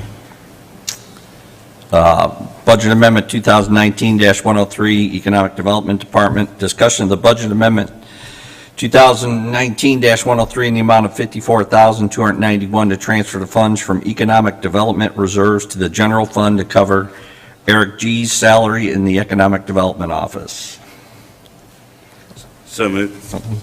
Consent agenda. Number 9, the FDAX Grant Award for Lighting, discussion of the Budget Amendment 2019-104 in the amount of $119,200 to recognize Florida Department of Agriculture and Consumer Services Grant Award in the amount of $111,025 and matching funds in the amount of $8,175 from the General Fund Reserve for contingencies to upgrade light fixtures with LED energy-efficient lighting at the Pace Sportsplex, Chumuckla Community Center, Baghdad Community Center, East Milton Gym, Navarre Sportsplex, the Pace Library, and the Navarre Library. Recommend Thursday's consent agenda without objection. So moved. Budget Amendment 2019-105 P Ridge Connector, discussion of the amendment in the amount of $1,434,719 to allocate funds for engineering services in the amount of $1,365,167 with an additive design option in the amount of $69,552 from Volkert for the P Ridge Connector Design and Construction Inspection Services as approved at our January 24, 2019 meeting. Recommend move it to the consent agenda. I will. I just wanted to give the board a brief update. Saw traffic counters out last week and the week before. They've subsequently been pulled up. I think they've got all their data, but just want to let y'all know they have been moving forward. Actually, even before Christmas break, just as we had hoped. I saw survey crews out there. Roy now has a copy of the proposed right-of-way survey. If anybody wanted to get with it, he has it. But I've been pleased with seeing the progress. They've already really been working on it. So moved on that one. Thank you, Mr. Chairman. Number 11, Budget Amendment 2019-106, Marantha Way, Chipper Lane, HMGP. Discussion of that amendment in the amount of $86,425 to transfer the funds from the LOST Fund to the Road and Bridge Fund for construction services for the Marantha Way, Chipper Lane, HMGP Pond Discharge Expansion, as approved at our January 24, 2019 meeting. Recommend consent agenda on Thursday without objection. So moved. Number 12, discussion of Budget Amendment 2019-107 in the amount of $71,585 to recognize the FY 2018 State Homeland Security Grant Funds awarded and allocate for appropriate expenditure account for the current year. Discussion, recommend we move that to Thursday's consent agenda without objection. So moved. Last item, discussion of budget amendment 2019-108 in the amount of $92,665 for task order number 2 with Mott McDonald under a master's services agreement for the design of park improvements associated with an anticipated land and water conservation fund grant and survey and assessment work associated with the Historic Community Center as approved at the December 13, 2018 meeting. Recommend we move that to Thursday's consent agenda. Without objection. So moved. And item number 14, I will finish reviewing the check register and have it for your approval. Thank you. At the end of the day. Thank you, everyone that attended today and was able to watch, and we will bring this meeting to Hold on. adjournment. One little update. We now own Westgate Trailer Park, What do we pay for it? $180,000. It was bid up to $180,000, which is less than the budget that you approved. Well, I got to say, that's a new expedient record for you on board action during the meeting. We'd like to see that continue. So, all right. Santa Rosa County now has some mobile homes for sale. If anybody's interested, please contact Mr. Andrews' office. Yeah, we're the proud owners of 11 trailers now, I think. Mr. Chairman, Commissioner Salter. very quickly, going back to Commissioner Lynch's report about the loss of the SCOP transportation program, that's a big deal. That's about, here again, $1.4 million a year. And if we didn't have that half-cent sales tax in place, we'd be in big-time trouble. We wouldn't be paving roads. So I encourage people to understand the importance of that half-cent sales tax and looking forward to the future. Thank you. Thank you. Any other, I have to change this now. Any other commissioners or members of the staff, anything to add before we adjourn? Hearing none, we're adjourned. Thank you.